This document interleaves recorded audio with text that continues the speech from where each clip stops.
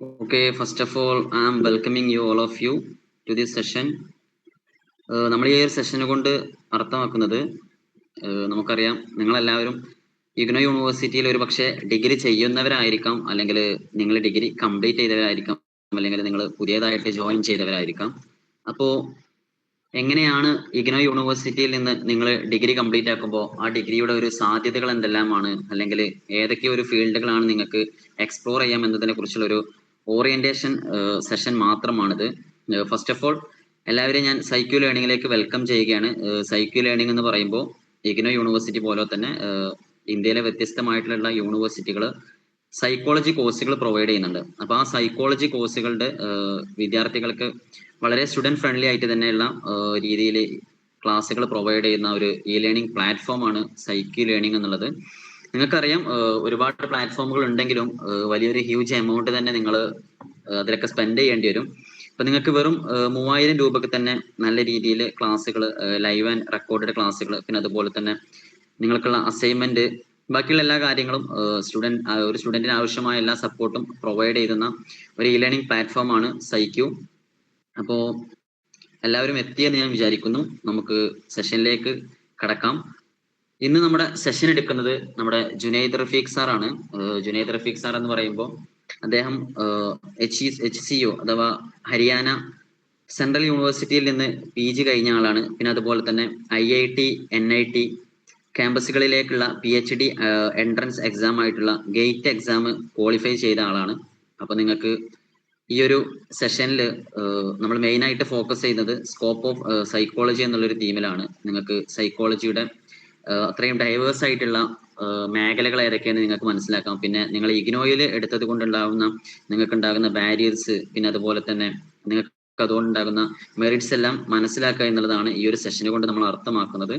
അപ്പോൾ നിങ്ങളുടെ ഫ്രണ്ട്സ് ആരെങ്കിലൊക്കെ ഇതുപോലെ ഡിഗ്രി ചെയ്യുന്നവരുണ്ടെന്നുണ്ടെങ്കിൽ അവർക്കൊക്കെ നിങ്ങൾ ഈ ഒരു ലിങ്ക് ഷെയർ ചെയ്ത് കൊടുത്താൽ എല്ലാവർക്കും വളരെ ഉപകാരമാകുമെന്നാണ് ഞാൻ വിചാരിക്കുന്നത്.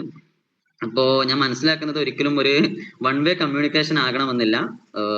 ഒരു 8 o'clock നമ്മുടെ ജുനൈദ് സാർ അവൈലബിൾ ആയിരിക്കും. അപ്പൊ അതുവരെ ഞാൻ ജസ്റ്റ് ഒരു ഇൻട്രൊഡക്ഷൻ, ഇഗ്നോയുമായി റിലേറ്റ് ചെയ്തിട്ടുള്ള ചെറിയൊരു ഇൻട്രൊഡക്ഷൻ നൽകുക എന്നുള്ളത് മാത്രമാണ്. അപ്പൊ ഒരു വൺ വേ കമ്മ്യൂണിക്കേഷൻ ആകണമെന്നില്ല, നിങ്ങൾക്ക് ഡൗട്ട്സ് ഒക്കെ ചോദിക്കാവുന്നതാണ്. അപ്പോ ഫസ്റ്റ് ഓഫ് ഓൾ ഞാൻ നിങ്ങളോട് ഒരു ക്വസ്റ്റ്യൻ ചോദിക്കാണ്. എന്തുകൊണ്ടാണ് നിങ്ങൾ ഡിഗ്രി സൈക്കോളജി അതും ഇഗ്നോ യൂണിവേഴ്സിറ്റിയിൽ നിന്ന് എടുത്തതെന്ന് നിങ്ങൾക്ക് ആർക്കെങ്കിലും ജസ്റ്റ് ഒന്ന് ഡിഫൈൻ ചെയ്യാൻ പറ്റുമോ? നിങ്ങൾക്ക് മൈക്ക് ഓൺ ആക്കിയിട്ട് പറയാം, അല്ലാന്നുണ്ടെങ്കിൽ നിങ്ങൾക്ക് ചാറ്റ് ബോട്ട് യൂസ് ചെയ്യാം. അപ്പൊ ജസ്റ്റ് നിങ്ങൾ എന്തുകൊണ്ടാണ് നിങ്ങൾ പെട്ടുപോയതാണോ, അല്ലെങ്കിൽ നിങ്ങൾ ഏതെങ്കിലും ഒരു പ്രൊഫഷനിൽ ഓൾറെഡി ഉണ്ട് അപ്പം അങ്ങനെ ഡിഗ്രി എടുത്തതാണോ, അല്ലെങ്കിൽ ഏതെങ്കിലും ഒരു ഡിഗ്രി നമുക്ക് വേണമല്ലോ അപ്പൊ എന്ന് കരുതി സൈക്കോളജി എടുത്തതാണോ? നിങ്ങൾക്ക് ജസ്റ്റ് ഒന്ന് പറയാൻ പറ്റുമോ ആർക്കെങ്കിലും? നിങ്ങളെ സൈക്കോളജി അതും ഇഗ്നോ യൂണിവേഴ്സിറ്റിയിൽ നിന്ന് എടുക്കാനുണ്ടായിട്ടുള്ള ഒരു മോട്ടീവ് എന്താണെന്ന് ജസ്റ്റ് ഒന്ന് നിങ്ങൾക്ക് ചാറ്റ് ബോട്ടിലോട്ട് പറഞ്ഞാലും മതി.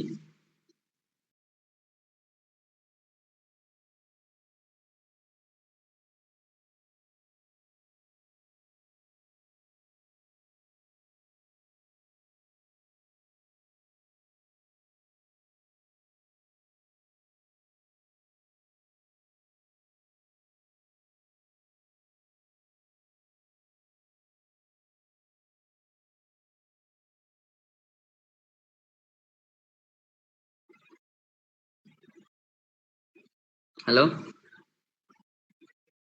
ആർക്കെങ്കിലും ജസ്റ്റ് ഒന്ന് പറയാൻ കഴിയോ എന്തുകൊണ്ടാണ് നിങ്ങൾ സൈക്കോളജി എടുക്കാനുള്ള ഒരു കാരണം? ഓക്കെ, ഒരുപാട് ആളുകൾ പറയുന്നുണ്ട്.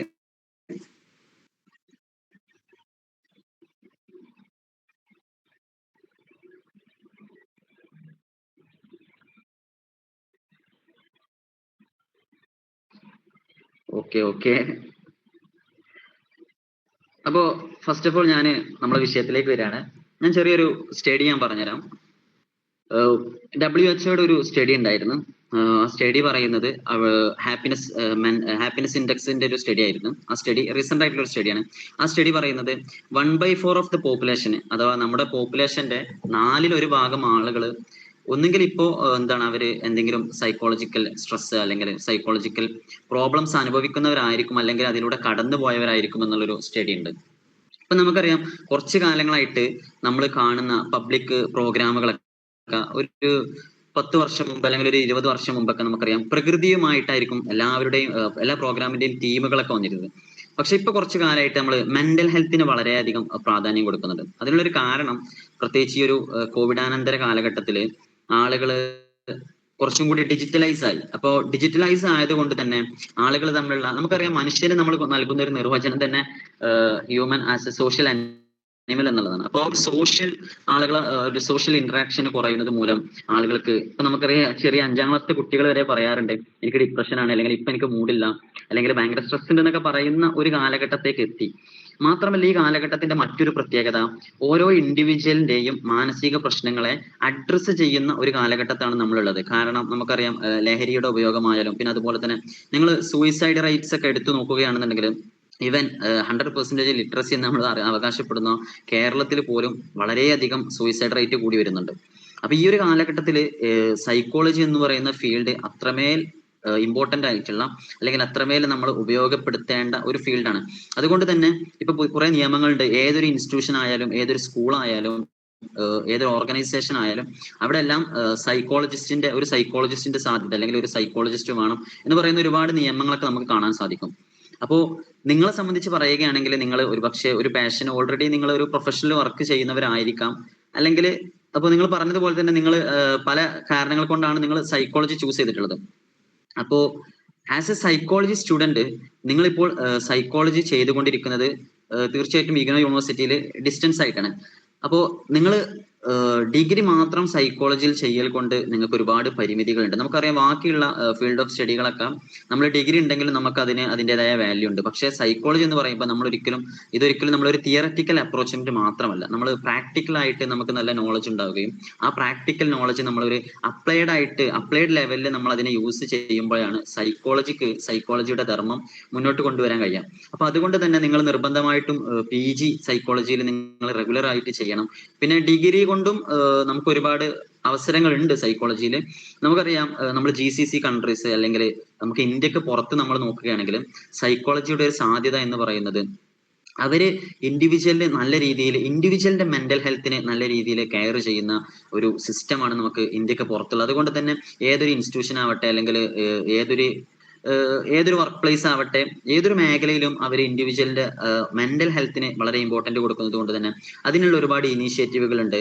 അവിടെ മെന്റൽ ഹെൽത്ത് സർവീസുകൾ ഉണ്ട്. പിന്നെ അതുപോലെ തന്നെ അവരുടെ ജോലി ക്രമങ്ങളിൽ ഇപ്പൊ നമുക്കറിയാം നമ്മുടെ നാട്ടിലൊക്കെ ആഴ്ചയിൽ എല്ലാ ദിവസവും പണിയെടുക്കണം. പക്ഷെ പുറത്തുള്ള ഇപ്പൊ പോലീസ് ആവട്ടെ അങ്ങനത്തെ ഹൈ പ്രൊഫഷണലുള്ള ആളുകൾക്ക് പോലും ആഴ്ചയിൽ 2 ദിവസമോ അല്ലെങ്കിൽ 3 ദിവസമോ പിന്നെ അതുപോലെ തന്നെ ഫാമിലി ലീവ് എന്നൊക്കെ പറയുന്ന ഒരുപാട് ഇനീഷ്യേറ്റീവുകൾ നമ്മൾ കാണാൻ കഴിയുന്നുണ്ട്. അപ്പോ നമ്മുടെ ഇന്ത്യയിൽ ഇങ്ങനെ എമർജ് ആയി വരുന്നേ ഉള്ളൂ സൈക്കോളജിക്കൽ ഇതുപോലത്തെ പുതിയ പുതിയ സിസ്റ്റംസ്. പിന്നെ നമ്മൾ സൈക്കോളജിയുടെ ഏറ്റവും വലിയൊരു പ്രത്യേകത എന്ന് പറയുന്നത് ബാക്കിയുള്ള സബ്ജക്റ്റുകളിൽ നിന്ന് സൈക്കോളജി വ്യത്യസ്തമാകുന്നത് സൈക്കോളജിയിൽ തന്നെ ഒരുപാട് സബ് ഫീൽഡുകൾ നമുക്ക് കാണാൻ കഴിയും. അപ്പോൾ അതിനെക്കുറിച്ചൊക്കെയുള്ള വ്യക്തമായിട്ടുള്ള ക്ലാസ് നമുക്ക് നമ്മുടെ ജുനൈദ് സാർ എടുത്തു തരുന്നതാണ്. അപ്പൊ നമ്മൾ ഇഗ്നോയുടെ കുറച്ചുകൂടി വിഷയങ്ങൾ മാത്രം പറഞ്ഞുകൊണ്ട് നമുക്ക് സാറെ ക്ലാസ്സിലേക്ക് ക്ഷണിക്കാം. അപ്പൊ നിങ്ങൾക്കറിയാം നിങ്ങൾ ഇഗ്നോ എടുക്കുമ്പോൾ ഫസ്റ്റ് ഓഫ് ഓൾ നമ്മൾ ഏതൊരു എക്സാമിന് വേണ്ടി പ്രിപ്പയർ ചെയ്യുകയാണെങ്കിലും ആ എക്സാമിന്റെ ഒരു രീതിയാണ് നമ്മൾ മനസ്സിലാക്കുന്നത്. ആ എക്സാമിനെ എങ്ങനെയാണ് ഫേസ് ചെയ്യേണ്ടതെന്നുള്ള കൃത്യമായ ബോധ്യത്തോടു കൂടിയാണ് നമ്മൾ ആ എക്സാമിന് വേണ്ടി നമ്മൾ പ്രിപ്പയർ ചെയ്യേണ്ടത്. അപ്പൊ ഇഗ്നോയുടെ ഒരുപക്ഷെ നിങ്ങൾ ഈ കൂട്ടത്തിൽ ഇഗ്നോ ഓൾറെഡി എക്സാം എഴുതിയവരുണ്ടാകും. പിന്നെ അതുപോലെ തന്നെ ഇപ്പൊ സൈക്യുവിൽ ജോയിൻ ചെയ്തിട്ടുള്ള ഒരുപാട് ആളുകൾ എക്സാം എഴുതാത്തവരാണ്, പുതിയ കുട്ടികളാണ്, എക്സാം എഴുതിയവരൊക്കെ ഉണ്ട്. അപ്പൊ നിങ്ങളൊക്കെ മനസ്സിലാക്കേണ്ടത് ഏതൊരു എക്സാമിനും നമ്മൾ പ്രിപ്പയർ ചെയ്യുന്ന സമയത്ത് ആ എക്സാമിന്റെ ഒരു സ്വഭാവം മനസ്സിലാക്കിക്കൊണ്ടാണ് നമ്മൾ പ്രിപ്പയർ ചെയ്യേണ്ടത്. ഇപ്പൊ ഇഗ്നോ എന്ന് പറയുന്നത് പക്ക ഡിസ്ക്രിപ്റ്റീവ് ആയിട്ടുള്ള രീതിയിലാണ് ക്വസ്റ്റ്യൻസ് വരുന്നത്. പിന്നെ ഇഗ്നോയുടെ ഒരു മെറ്റീരിയൽ നമ്മൾ എടുത്തു നോക്കുമ്പോൾ അതിന് ഒരുപാട് പോസിറ്റീവ് വശങ്ങളുണ്ട്, അതോടൊപ്പം തന്നെ ചില നെഗറ്റീവ് വശങ്ങളുണ്ട്. ഇഗ്നോയുടെ മെറ്റീരിയൽ എന്ന് പറയുമ്പോൾ വളരെ ബ്രോഡായിട്ട് വളരെ വൈഡായിട്ട് ആ ഒരു കോൺസെപ്റ്റിനെ ഫ്രെയിം ചെയ്യുന്ന ഒരു രീതിയാണ് ഇഗ്നോയുടെ മെറ്റീരിയലിൽ നമുക്ക് കാണാൻ കഴിയുന്നത്. പക്ഷെ ബാക്കിയുള്ള സബ്ജക്റ്റുകളൊക്കെ സംബന്ധിച്ച് നോക്കുമ്പോൾ നമുക്കറിയാം ഇഗ്നോയുടെ മെറ്റീരിയൽ നമ്മൾ പഠിക്കൽ കൊണ്ട് നമുക്ക് ഫർദർ ആയിട്ട് വരാൻ പോകുന്ന ഒരുപാട് എക്സാമുകൾ, പ്രത്യേകിച്ച് കോമ്പറ്റേറ്റീവ് എക്സാമുകളാവട്ടെ, CUT ആവട്ടെ അല്ലെങ്കിൽ നെറ്റ് എക്സാം ആവട്ടെ, അപ്പൊ അങ്ങനത്തെ എക്സാമുകളൊക്കെ നിങ്ങൾക്ക് പ്രിപ്പയർ ചെയ്യാൻ കുറച്ചും കൂടി എളുപ്പത്തിൽ കഴിയും. കാരണം അത്രയും ഡാറ്റ കമ്പൈൽ ചെയ്തിട്ടുള്ള ഒരു മെറ്റീരിയലാണ് ഇഗ്നോയുടെ മെറ്റീരിയൽ. നിങ്ങൾക്ക് അതിന്റെ ടെക്സ്റ്റ് ബുക്ക് ഒക്കെ എടുത്ത് നോക്കുമ്പോൾ തന്നെ മനസ്സിലാകും. അതിന്റെ പേജുകളൊക്കെ എടുത്ത് നോക്കുകയാണെങ്കിൽ നല്ല പേജുകൾ ഉണ്ട്. പിന്നെ അതുപോലെ തന്നെ നല്ല രീതിയിൽ വളരെ ബ്രോഡായിട്ട് തന്നെ ഡിസ്കസ് ചെയ്തിട്ടുണ്ട്. അപ്പൊ ഒരു പക്ഷെ നിങ്ങൾക്കത് ചടക്കും, ചിലപ്പോൾ വായിക്കുന്ന സമയത്ത് നിങ്ങൾക്ക് തോന്നാനുള്ള സാധ്യത വളരെ കൂടുതലാണ്. അപ്പൊ നിങ്ങൾ ആ എക്സാം പോയിന്റിൽ നിങ്ങൾ പ്രീവിയസ് ക്വസ്റ്റ്യൻ പേപ്പർ ഒക്കെ ഡിസ്കസ് ചെയ്തിട്ട് ആ എക്സാം എങ്ങനെയാണ് വരുന്നത്, അപ്പൊ അതിന്റെ ക്വസ്റ്റ്യൻസ് എങ്ങനെയാണ് വരുന്നത്, ആ ഒരു പാറ്റേൺ മനസ്സിലാക്കിക്കൊണ്ടാണ് നിങ്ങൾ ക്ലാസ്സുകൾ അറ്റൻഡ് ചെയ്യുന്നത് അല്ലെങ്കിൽ നിങ്ങൾ എക്സാമിന് വേണ്ടി പ്രിപ്പയർ ചെയ്യുന്നുണ്ടെങ്കിൽ നിങ്ങൾക്ക് വളരെ സുഖസുന്ദരമായിട്ട് തന്നെ നിങ്ങൾക്ക് ഇഗ്നോയിൽ നല്ല മാർക്ക് നേടാൻ കഴിയും. പിന്നെ ഡിഗ്രി എന്ന് പറയുമ്പോൾ നമ്മുടെ കരിയറിന്റെ ഒരു ഫൗണ്ടേഷൻ ആണ് ഡിഗ്രി. ഇപ്പൊ നിങ്ങൾ സൈക്കോളജിയിൽ ഒരു കരിയർ ഉയർത്താൻ നിങ്ങൾ ആഗ്രഹിക്കുന്നുണ്ടെങ്കിൽ ആ സൈക്കോളജിയിൽ ഒരു ഡിഗ്രി ഉണ്ടായിരിക്കുക എന്നുള്ളതാണ് ഫസ്റ്റ് ഓഫ് ഓൾ നിങ്ങൾക്ക് വേണ്ടത്. അപ്പൊ നിങ്ങൾക്ക് +1 +2 നിങ്ങൾ എന്തെടുത്ത് എന്നുള്ളതല്ല ഇവിടെ മാറ്റർ. നിങ്ങൾ സൈക്കോളജിയിൽ ഒരു ഡിഗ്രി, സൈക്കോളജിയിൽ ഒരു കരിയർ നിങ്ങൾ ബിൽഡ് ചെയ്യാൻ ആഗ്രഹിക്കുന്നുണ്ടെന്നുണ്ടെങ്കിൽ അപ്പൊ ഏതൊരു വിഷയമായാലും അങ്ങനെ തന്നെയാണ്. അപ്പം നിങ്ങൾ ഏതൊരു വിഷയത്തിലാണോ ഡിഗ്രി ചെയ്യുന്നത് ആ ഡിഗ്രിയിൽ നിങ്ങൾക്ക് നല്ലൊരു മാർക്ക് ഉണ്ടാവുക, ആ ഡിഗ്രി നല്ലൊരു റെപ്യൂട്ടഡ് ക്യാമ്പസിൽ നിന്ന് ആവുക എന്നുള്ളത് നിങ്ങൾക്ക് നല്ലൊരു പ്ലസ് പോയിന്റ് ആണ്. അപ്പൊ നിങ്ങൾ ഇഗ്നോ യൂണിവേഴ്സിറ്റിയിൽ നിന്ന് നിങ്ങൾ ഡിഗ്രി ചെയ്യുമ്പോൾ തീർച്ചയായിട്ടും നിങ്ങളുടെ മാർക്ക് നല്ല രീതിയിൽ ഡെവലപ്പ് ചെയ്യണം. കാരണം നമുക്കറിയാം ഇന്ന് എഡ്യൂക്കേഷൻ 3 രീതിയിലാണ്. ഒന്ന് റെഗുലർ എഡ്യൂക്കേഷൻ ഉണ്ട്, പിന്നെ അതുപോലെ തന്നെ ഓൺലൈൻ എഡ്യൂക്കേഷൻ ഉണ്ട്, ഡിസ്റ്റൻസ് എഡ്യൂക്കേഷൻ ഉണ്ട്. അപ്പൊ ഇത് തമ്മിലുള്ള ഒരു വ്യത്യാസം എന്ന് പറയുമ്പോൾ ഓൺലൈൻ എഡ്യൂക്കേഷൻ എന്ന് പറയുമ്പോൾ നമ്മൾ റെഗുലർ ആയിട്ട് സ്കൂളിൽ പോകുന്ന പോലെ തന്നെ നമ്മൾ ഓൺലൈൻ ആയിട്ട് റെഗുലർ ക്ലാസ്സുകൾ യൂണിവേഴ്സിറ്റി തന്നെ പ്രൊവൈഡ് ചെയ്യുന്ന റെഗുലർ ക്ലാസ്സുകൾ അറ്റൻഡ് ചെയ്യുന്നതാണ്. പക്ഷെ നിങ്ങൾ അതിൽ നിന്ന് മാറി നിന്നുകൊണ്ട് നിങ്ങളൊരു ഡിസ്റ്റൻസ് എഡ്യൂക്കേഷൻ ആണ്, നിങ്ങൾക്ക് എക്സാമിന് വേണ്ടി മാത്രമേ നിങ്ങൾക്ക് യൂണിവേഴ്സിറ്റിയുമായി ബന്ധപ്പെടേണ്ട ആവശ്യമുള്ളൂ. ക്ലാസ്സുകളൊക്കെ നിങ്ങളുടേതായ രീതിയിലാണ്. നിങ്ങൾക്ക് വേണമെങ്കിൽ നിങ്ങൾക്ക് പഠിക്കാം, അല്ലെങ്കിൽ നിങ്ങൾക്ക് ഏതെങ്കിലും സെൽഫായിട്ട് പഠിക്കാം, അല്ലെങ്കിൽ നിങ്ങൾക്ക് ഏതെങ്കിലും ട്യൂഷൻ വഴി പഠിക്കാം. അപ്പോ ഈ ഒരു 3 കാറ്റഗറിയാണ് ഉള്ളത്. അപ്പോ നിങ്ങൾ 3ാമത്തെ കാറ്റഗറിയിലാണ് യഥാർത്ഥത്തിൽ നിങ്ങൾ ഉള്ളത്. അപ്പൊ അതുകൊണ്ട് തന്നെ നിങ്ങൾ 3ാമത്തെ കാറ്റഗറിയിൽ ഉള്ളത് കൊണ്ട് തന്നെ ഒരു കോമ്പറ്റീറ്റീവ് ആയിട്ടുള്ള ഒരു പ്ലേസിൽ നിങ്ങൾ എത്തിപ്പെടുന്ന സമയത്ത് നിങ്ങൾക്ക് നല്ല രീതിയിലുള്ള സ്കോർ, നല്ല രീതിയിലുള്ള മാർക്ക് നിങ്ങൾ സ്കോർ ചെയ്തില്ല എന്നുണ്ടെങ്കിൽ അത് നിങ്ങളെ ബാധിക്കും. പിന്നെ ഇഗ്നോ എന്നുള്ളത് നമ്മൾ ഓപ്പൺ ആയിട്ട് ഡിഗ്രി ചെയ്യുന്നത് കൊണ്ട് തന്നെ അതിന്റെ ഒരുപാട് പരിമിതികളുണ്ട്. അപ്പൊ ഓപ്പൺ ആയിട്ട് ഡിഗ്രി ചെയ്യുമ്പോൾ അതിന്റെ ഒരു പ്രോബ്ലം എന്താന്ന് വെച്ചാൽ നിങ്ങൾക്ക് ഇപ്പോ PGക്ക് നിങ്ങൾ പുറത്ത് പോവുകയാണെന്നുണ്ടെങ്കിൽ അതൊരു പക്ഷെ ഹലോ ഹലോ ഓക്കെ. അപ്പൊ ഞാൻ നിർത്തുകയാണ് സാറേ, നമുക്ക് വെൽക്കം ചെയ്യാം. നിങ്ങൾ പുറത്തു പോകാനൊക്കെ നിങ്ങൾ ആഗ്രഹിക്കുന്നുണ്ട് എന്നുണ്ടെങ്കിൽ നിങ്ങൾക്ക് അതിൽ ഒരുപാട് പരിമിതികളുണ്ട്. അപ്പോ അതെല്ലാം നിങ്ങൾ മനസ്സിലാക്കിക്കൊണ്ട് നല്ല രീതിയിൽ മാർക്ക് സ്കോർ ചെയ്താൽ മാത്രമേ നിങ്ങൾക്ക് മുന്നോട്ട് പോകാൻ കഴിയുള്ളൂ എന്ന് മാത്രം പറഞ്ഞുകൊണ്ട് ഞാൻ ജുനൈദ് സാറെ ഞാൻ വെൽക്കം ചെയ്യാണ്. ഒരു വട്ടം കൂടെ ഞാൻ ജുനൈദ് സാറെ നിങ്ങൾക്ക് ഇൻട്രൊഡ്യൂസ് ചെയ്തിട്ടാണ്. അദ്ദേഹം ഹരിയാന സെൻട്രൽ യൂണിവേഴ്സിറ്റിയിൽ നിന്ന് ഡിഗ്രി മാസ്റ്റർ ഗ്രാജുവേഷൻ കഴിഞ്ഞ ആളാണ്. പിന്നെ അതുപോലെ തന്നെ നമ്മുടെ IIT-യിലേക്കും NIT-യിലേക്കൊക്കെ ഉള്ള PhD-ക്കുള്ള എൻട്രൻസ് എക്സാം ആയിട്ടുള്ള ഇന്ത്യയിലെ തന്നെ മോസ്റ്റ് ടഫസ്റ്റ് എക്സാം ആയിട്ടുള്ള ഗേറ്റ് എക്സാം ക്വാളിഫൈഡ് ചെയ്ത ആൾ കൂടിയാണ്. അപ്പൊ നിങ്ങൾക്ക് ഗേറ്റ് റിലേറ്റ് ചെയ്തിട്ടൊക്കെ എന്തെങ്കിലും ഡൗട്ട് ഉണ്ടെന്നുണ്ടെങ്കിൽ നിങ്ങൾക്ക് ചോദിക്കാം. ഗേറ്റ് എക്സാം എന്ന് പറയുമ്പോൾ JRF-നെ പോലെ തന്നെ നല്ല രീതിയിൽ സ്കോളർഷിപ്പും ഫണ്ടിങ് ഒക്കെ ഉള്ള ഒരു എക്സാം കൂടിയാണ്. അപ്പൊ ഞാൻ ജുനൈദ് സാർ ഈ ഒരു സെഷനിലേക്ക് സ്വാഗതം ചെയ്യാണ്. ജുനൈദ് സാർ നിങ്ങൾക്ക് വേണ്ട സൈക്കോളജിയുടെ സ്കോപ്പിനെ കുറിച്ചും ബേസിക് ആയിട്ട് നമ്മൾ അറിഞ്ഞിരിക്കേണ്ട സൈക്കോളജിയുടെ ഫീൽഡുകളെ കുറിച്ചൊക്കെ ജുനൈദ് സാറെ ക്ലാസ് എടുക്കുമെന്ന് പറഞ്ഞുകൊണ്ട് ഞാൻ ജുനൈദ് സാറെ ക്ലാസ്സിലേക്ക് ക്ഷണിക്കുന്നു.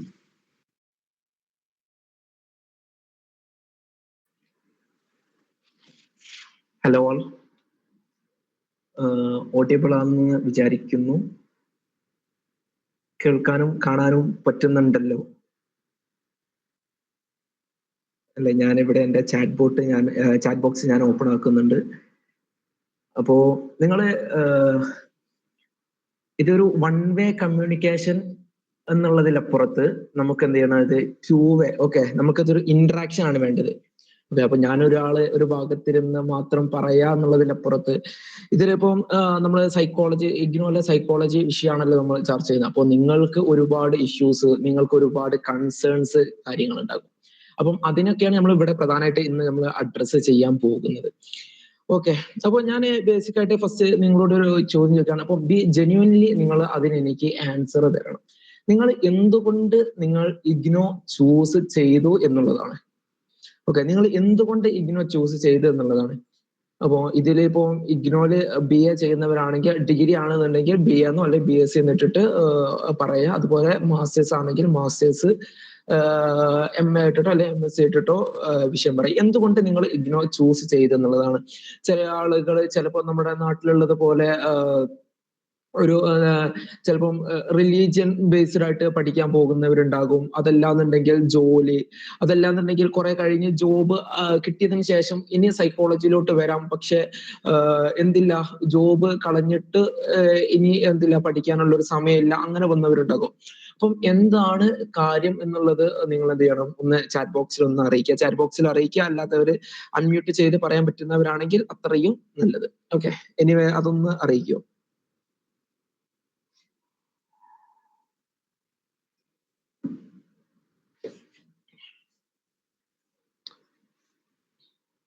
Okay, better syllabus compared to other open universities.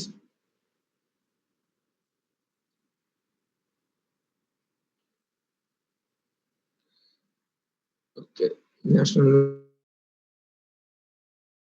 ഇങ്ങനെ വെറുതെ പറഞ്ഞിട്ട് വെറുതെ പറയരുത് കേട്ടോ. അതായത് എനിക്ക് എന്തുകൊണ്ടാണ് നിങ്ങൾ ഇഗ്നോ ചൂസ് ചെയ്തെന്നുള്ള കറക്റ്റ് ആയിട്ടുള്ളൊരു കാര്യം കിട്ടുകയാണെന്നുണ്ടെങ്കിൽ എനിക്ക് നിങ്ങളെ അതിനനുസരിച്ച് എനിക്ക് എന്ത് ചെയ്യാൻ പറ്റും, നിങ്ങൾ അഡ്രസ്സ് ചെയ്യാൻ പറ്റും. ഓക്കെ, ഇസ്ലാമിക് കോഴ്സ് പഠിക്കുന്നതിൽ അവിടെ BA ഇംഗ്ലീഷ് ഹിസ്റ്ററി.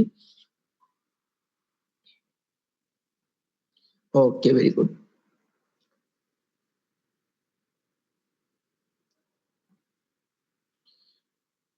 ഓക്കെ, ബാക്കിയുള്ളവരൊക്കെ ടൈപ്പ് ചെയ്തുകൊണ്ടിരിക്കുകയാണെന്ന് പ്രതീക്ഷിക്കുന്നു.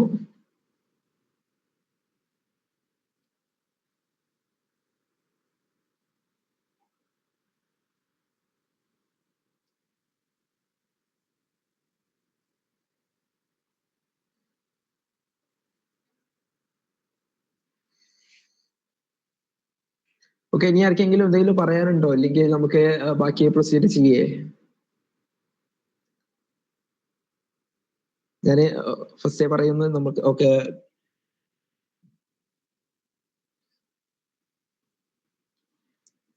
Okay, Imad Muhammad. Okay, very good. Okay, UGC approved ആയതുകൊണ്ട്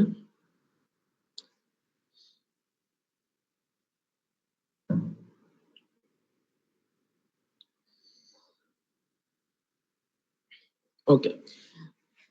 അപ്പോ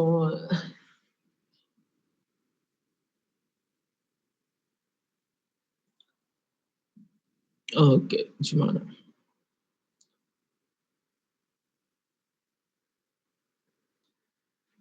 ഓക്കെ, അപ്പം എല്ലാവർക്കും ഉള്ള റീസൺസ് വ്യത്യസ്തപരമായിട്ടുള്ള റീസൺസ് ആണ്. ഓക്കെ, അപ്പൊ എനിവേ ഞാൻ ഇത് പറയണമെന്ന് വിചാരിച്ചിരുന്നു. നമ്മുടെ ഇൻട്രൊഡക്ഷനിൽ നമ്മുടെ സിനാൻ സാർ പറഞ്ഞതിൽ ഒരു ചെറിയൊരു തിരുത്തുണ്ട്. ഞാൻ ഇപ്പോ കറന്റ്ലി സെൻട്രൽ യൂണിവേഴ്സിറ്റി ഓഫ് ഹരിയാനയിൽ PG ചെയ്തുകൊണ്ടിരിക്കുകയാണ്. ലാസ്റ്റ് ഇയർ ആണ്. It's almost complete. ഒരു മാസം കൂടെ ഉള്ളൂ. അപ്പം അത് കഴിഞ്ഞാൽ പോസ്റ്റ് ഗ്രാജുവേഷൻ ആയി. ഓക്കെ, അപ്പം എനിവേ നമുക്ക് നമ്മുടെ സെഷനിലോട്ട് കടക്കാം. അപ്പം അതിന്റെ മുന്നേ നിങ്ങൾക്ക് ആദ്യമായിട്ടുള്ള കൺസേൺ എന്താണ്? നിങ്ങൾക്ക്, അതായത് നിങ്ങൾക്ക് ഇഗ്നോയിൽ സൈക്കോളജി പഠിച്ചു കാണുന്നുണ്ടെങ്കിൽ നിങ്ങൾക്ക് ഭാവിയിൽ ഇനി കോഴ്സ് ചെയ്യാൻ പറ്റും എന്നുള്ളതാണോ, അതോ ഇഗ്നോയിൽ ചെയ്യുന്നത് വാലിഡ് ആവും, അൺവാലിഡ് ആയി പോകുമോ എന്നുള്ള ഭയമാണോ? എങ്ങനത്തെ കൺസേൺസ് ആണ് നിങ്ങൾക്ക് ഉള്ളത് എന്ന് അറിയിക്കാമോ? നമ്മളിത് അൺമ്യൂട്ട് ചെയ്ത് പറയാൻ പറ്റുന്നവർ അത്രയും പറഞ്ഞോളൂ. നമുക്ക് ഇത് പെട്ടെന്ന് സ്പീഡ് ആക്കാം. മറ്റേത് നിങ്ങൾക്ക് തന്നെ ഒരു കൈൻഡ് ഓഫ് ബോറടിക്കൽ വരും. Sir, excuse me sir. Yes, പറഞ്ഞോളൂ. കേൾക്കാൻ പറ്റുന്നുണ്ടോ? കേൾക്കാൻ പറ്റുന്നുണ്ട്. സർ, ഞാൻ ഡെസ്റ്റിനി കാരണം ഇഗ്നോ എടുത്തതാണ്. റെഗുലർ ആയിട്ട് പഠിക്കാനായിരുന്നു എനിക്കിഷ്ടം. അപ്പൊ എന്റെ ഡൗട്ട് ഇതാണ്, നമ്മൾ ഇഗ്നോ യൂണിവേഴ്സിറ്റിയിൽ ഇങ്ങനെ UG എടുത്തു കഴിഞ്ഞാൽ PG നമ്മൾ റെഗുലർ ആയിട്ട് കോളേജിൽ പോയി ചെയ്ത് നമുക്ക് PhD ഒക്കെ എക്സാം ഒക്കെ എഴുതി നല്ലൊരു സൈക്കോളജിസ്റ്റ് ആവാൻ പറ്റുമോ ഇഗ്നോർ ചെയ്ത് കഴിഞ്ഞാൽ? ഓക്കെ, ഒന്നാമത്തെ കൺസേൺ അതാണല്ലേ. ഓക്കെ, ഇനി വേറെ ആർക്കെങ്കിലും എന്തെങ്കിലും ഡൗട്ട് കാര്യങ്ങളുണ്ടോ? നമുക്ക് എന്ത് ചെയ്യാം, എല്ലാ കാര്യങ്ങളും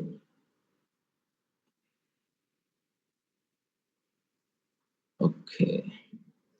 പൊതുവെ ഇഗ്നോ സ്റ്റുഡൻസിനെ വാല്യൂ ചെയ്യാറില്ല. റെഗുലർ സ്റ്റുഡൻസ് ആയി കമ്പയർ ചെയ്യുമ്പോൾ സെൻട്രൽ യൂണിവേഴ്സിറ്റിയിൽ കയറാൻ സാധിക്കുമോ?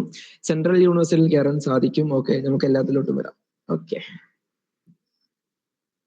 അപ്പൊ നമുക്ക് ഏതായാലും സെഷൻ തുടങ്ങാം. ഇനി ആർക്കെങ്കിലും എന്തെങ്കിലും കൺസേൺസ് ഒക്കെ ഉണ്ടെങ്കിൽ മൈക്ക് അൺമ്യൂട്ട് ചെയ്ത് പറയണമെങ്കിൽ പറയാം, ചോദിക്കണമെങ്കിൽ ചോദിക്കാം, അല്ലെങ്കിൽ ചാറ്റ് ബോക്സിലാണെങ്കിൽ ചാറ്റ് ബോക്സിലും പറയാം. ഓക്കെ, എനിവേ നമുക്ക് ഫസ്റ്റ് ആയിട്ട് വരാം. ഞാൻ പറഞ്ഞല്ലോ, ഞാൻ ഇപ്പോ പഠിക്കുന്നത് സെൻട്രൽ യൂണിവേഴ്സിറ്റി ഓഫ് ഹരിയാനയിലാണ്. ഓക്കെ, സെൻട്രൽ യൂണിവേഴ്സിറ്റി ഓഫ് ഹരിയാനയിലാണ് ഞാൻ എന്റെ ബാച്ചിലർ ചെയ്തിട്ടുള്ളത്. ഇഗ്നോയിൽ നിന്നാണ്. ഓക്കെ, ഇഗ്നോയിൽ നിന്നാണ് ഞാൻ ചെയ്തിട്ടുള്ളത്. ഓക്കെ, അപ്പൊ ഞാൻ ഇഗ്നോയിൽ പഠിക്കുന്നത് കൊണ്ട് നമുക്ക് ഉണ്ടാകുന്ന ചില ബെനിഫിറ്റ്സ് ഉണ്ട്. ഓക്കെ, ഇഗ്നോയിൽ പഠിക്കുന്നത് കൊണ്ട് നമുക്ക് ഉണ്ടാകുന്ന ചില ബെനിഫിറ്റ്സ് ഉണ്ട്. അതുപോലെ അതുപോലെ തന്നെ നമുക്ക് ഡ്രോബാക്സ് ഉണ്ട്. ഓക്കെ, അപ്പൊ നമുക്ക് ആദ്യം ബെനിഫിറ്റ്സ് കാര്യങ്ങളിലോട്ട് വരാം. നമ്മൾ ബെനിഫിറ്റ്സിന്റെ സമയത്ത് ഞാൻ പറയുകയാണെന്നുണ്ടെങ്കിൽ, ഇപ്പൊ ഇവിടെ ഹരിയാനയിലാവട്ടെ, അതല്ല വേറെ സെൻട്രൽ യൂണിവേഴ്സിറ്റികളിലാവട്ടെ, ഇവിടെയൊക്കെ നമ്മൾ പഠിക്കുന്ന സമയത്ത് ഇവിടുന്നൊക്കെ റെഫർ ചെയ്യാൻ പറയുന്ന ബുക്ക് ഓക്കെ ഇഗ്നോന്റെ ടെക്സ്റ്റ് ബുക്കാണ്. ഇഗ്നോന്റെ ടെക്സ്റ്റ് ബുക്കിൽ എന്ന് പറയുന്ന സമയത്ത് അത്രയും സബ്ജക്റ്റിൽ അത്രയും ഡീപ്പ് നോളജ് ആണ് ഉണ്ടാവുക. ഓക്കെ, സബ്ജക്റ്റിൽ അത്രയും ഡീപ്പ് നോളജ് ആയിട്ടുള്ള ടെക്സ്റ്റ് ബുക്ക് അല്ലെങ്കിൽ ഒരു മെറ്റീരിയൽ വേറെ ഒരു പ്രസ് അല്ലെങ്കിൽ വേറെ ആരും അങ്ങനെ ഇറക്കിയിട്ടില്ല. അപ്പൊ നമ്മൾ ഇഗ്നോയിൽ നിന്ന് നമ്മൾ ഡിഗ്രി പാസ്സായിക്കുകയാണെന്നുണ്ടെങ്കിൽ നമുക്ക് ബാക്കിയുള്ള സെൻട്രൽ യൂണിവേഴ്സിറ്റികളിൽ ഒരു PG ലെവൽ സ്റ്റുഡന്റിന്റെ ഒരു നോളജ് നമുക്ക് ഉണ്ടാകും. അപ്പൊ നമ്മൾ ഇങ്ങനെ നോളജ് ഉണ്ടാകും എന്നൊക്കെ നമ്മൾ ടെക്സ്റ്റ് ബുക്ക് വായിച്ച് മനസ്സിലാക്കിയിട്ട് പോയിട്ട് കാര്യമില്ല. കാരണം നമ്മൾ വായിക്കുന്നതായിരിക്കില്ല ശരിക്കും. എനിക്കൊക്കെ പറ്റിയിട്ടുള്ള ഒരു പ്രധാനപ്പെട്ട പ്രശ്നം എന്താ വെച്ചാല്, ഞാന് ഇഗ്നോന്റെ ടെക്സ്റ്റ് ഒക്കെ ഇങ്ങനെ മൊത്തം വായിച്ച് അങ്ങനെ നന്നായിട്ട് പഠിച്ചു പോയി. എക്സാമിനൊക്കെ കുഴപ്പമില്ലാതെ നല്ല മാർക്കോടെ എല്ലാം പാസ്സായി. ഓക്കെ, പാസ്സായിട്ട് ഞാൻ ഇവിടെ സെൻട്രൽ യൂണിവേഴ്സിറ്റിയിൽ വന്നതാണ്. സെൻട്രൽ യൂണിവേഴ്സിറ്റിയിൽ വന്നിട്ട് ഇവിടുന്ന് ഹരിയാനയിൽ നിന്ന് ഞാന് ഓരോ തിയറീസ് കേൾക്കാം. ഓക്കെ, അപ്പൊ ഞാൻ പഠിച്ചു വെച്ചിട്ടുള്ള ഒരു തിയറി ഉണ്ട്. അപ്പം ആ തിയറി എല്ലാം നമുക്ക് ഇവിടുന്ന് പറയുമ്പോൾ അപ്പൊ ഞാൻ പെർസീവ് ചെയ്ത് കൊടുത്ത് അങ്ങനെ കുറെ പ്രശ്നമുണ്ട്. അത് എനിക്ക് എനിക്ക് ക്ലാസ് കിട്ടിയിട്ടില്ല. അപ്പം അവിടെയാണ് നമുക്ക് ഇവിടെ സൈക്യൂന്റെ ഒക്കെ ഒരു റെലവൻസ് നമുക്ക് മനസ്സിലാക്കാൻ പറ്റും. ഓക്കെ, അപ്പൊ നിങ്ങൾക്ക് ഇങ്ങനെ ഒരു സ്ഥലത്ത് നിന്ന് ക്ലാസ് ഒക്കെ കിട്ടുന്ന സമയത്ത് നിങ്ങൾക്ക് എന്താണ് എല്ലാ തിയറീസും വളരെയധികം ക്രിസ്പ് ആൻഡ് ക്ലിയറിൽ നിങ്ങൾക്ക് മനസ്സിലാക്കാൻ പറ്റുന്നുണ്ടെന്നുണ്ടെങ്കിൽ അത് എന്തുകൊണ്ടും ഇഗ്നോ എന്നുള്ളത് ഒരു ബെറ്റർ ഓപ്ഷൻ ആണ്. ഓക്കെ, PG ചെയ്യുന്ന ആരെങ്കിലും ഉണ്ടോ ഇഗ്നോയിൽ?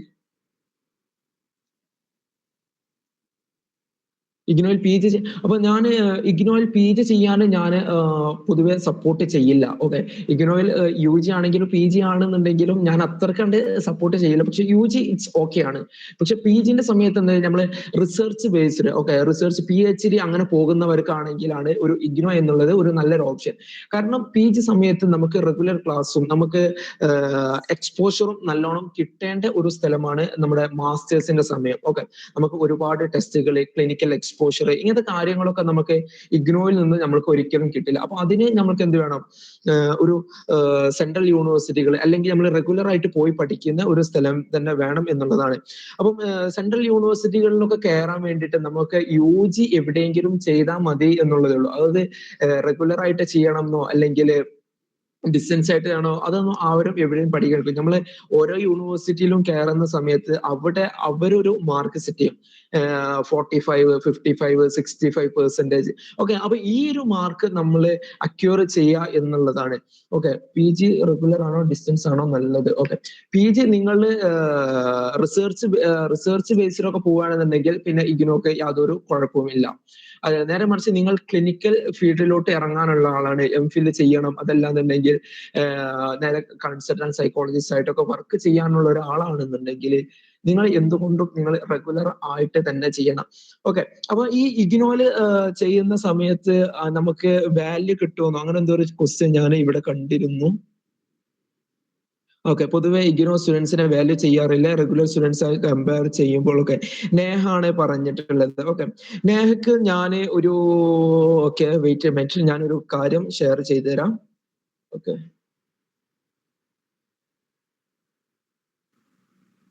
Okay, which PG is better? PG എന്തുകൊണ്ടും നമ്മൾ ചോദിക്കുന്ന സമയത്ത് റെഗുലർ ആയിട്ട്, അത് ഞാൻ പറഞ്ഞല്ലേ നമ്മുടെ പാഷൻ നമുക്ക് PhD ആണ് നമ്മുടെ പാഷൻ എന്നുണ്ടെങ്കിൽ നിങ്ങൾ ഇഗ്നോ ചെയ്യുന്നതിലൂടെ യാതൊരു കുഴപ്പമില്ല. പക്ഷെ റെഗുലർ ആയിട്ട് ചെയ്യുന്ന സമയത്ത് നമുക്ക് എന്തുണ്ട്, സബ്ജക്റ്റിൽ ഡീപ്പർ ആയിട്ടുള്ള ഒരു നോളജ് കിട്ടാനുള്ള ഒരു സാധ്യത ഉണ്ട്. അതുപോലെ നമുക്ക് നമ്മൾ സൈക്കോളജി ഫീൽഡിന്റെ തന്നെ ഒരു പ്രധാനപ്പെട്ട ഒരു പ്രത്യേകത എന്ന് പറഞ്ഞാൽ എന്താണല്ലോ, നമുക്ക് കണക്ഷൻസ് വേണം. അപ്പം ഈ കണക്ഷൻസ് എന്ന് പറഞ്ഞ സാധനം നമുക്ക് ഇഗ്നോയിൽ പഠിക്കുന്നത് കൊണ്ട് നമുക്ക് നമ്മൾ പുറത്തോട്ട് നമ്മൾ നല്ലോണം ഇറങ്ങുകയാണെങ്കിൽ മാത്രം നമുക്ക് കിട്ടും, അല്ലാതിരുന്നാൽ നമുക്ക് കിട്ടില്ല. ഓക്കെ, ഞാൻ പറഞ്ഞല്ലോ ഞാൻ ഇഗ്നോയിലാണ് ഞാൻ ചെയ്തിട്ടുള്ളത്. ഓക്കെ, അപ്പോ ഇവിടെ നേഹയുടെ ഒരു കൺസേൺ ഉണ്ടായിരുന്നു. ഓക്കെ, അപ്പം അതിന് വേണ്ടിയിട്ട് വാല്യൂ ചെയ്യില്ല എന്നുള്ളത്. അപ്പൊ ഞാന് ഒരു ചെറിയൊരു സാധനം ഞാൻ ഷെയർ ചെയ്യുന്നുണ്ട്. ഓക്കെ. അപ്പം ഇത് എന്ന് പറഞ്ഞാല് എന്റെ ഒരു CV ആണ്. ഓക്കെ, എന്റെ ഒരു CV-യിലെ ചെറിയൊരു ഭാഗമാണ് ഞാൻ കാണിക്കുന്നത്. ഓക്കെ, ഈ CV-യില് നിങ്ങൾ ഇത് നോക്കിയാൽ കാണും മെമ്പർ ഓഫ് ഓർഗനൈസേഷൻ കമ്മിറ്റി. 2 പ്രോഗ്രാമിൽ ഞാൻ ഓർഗനൈസേഷൻ കമ്മിറ്റി ആയിട്ടുണ്ട്. അതായത് ഫറൂഖ് കോളേജിൽ വെച്ചിട്ട് ഒരു ഇന്റർനാഷണൽ കോൺഫറൻസും അതുപോലെ നാഷണൽ കരിയർ കോൺക്ലേവും നടന്നിട്ടുണ്ട്. ഇത് രണ്ടും നടന്നിട്ടുള്ളത് സൈക്കോളജി സ്റ്റുഡൻസിന് വേണ്ടിയിട്ടാണ്. അപ്പം ഇഗ്നോയിൽ ഞാൻ UG കഴിഞ്ഞിട്ടുള്ള എനിക്ക് ഇങ്ങനത്തെ ഒരു അവസരം കിട്ടി എന്നുള്ളത് അത് എന്തില്ല. അപ്പം ഫറൂഖ് കോളേജിലും അതുപോലെ ബാക്കിയുള്ള കോളേജിലൊക്കെ ഒരുപാട് കുട്ടികൾ ഉണ്ടായിരുന്നു.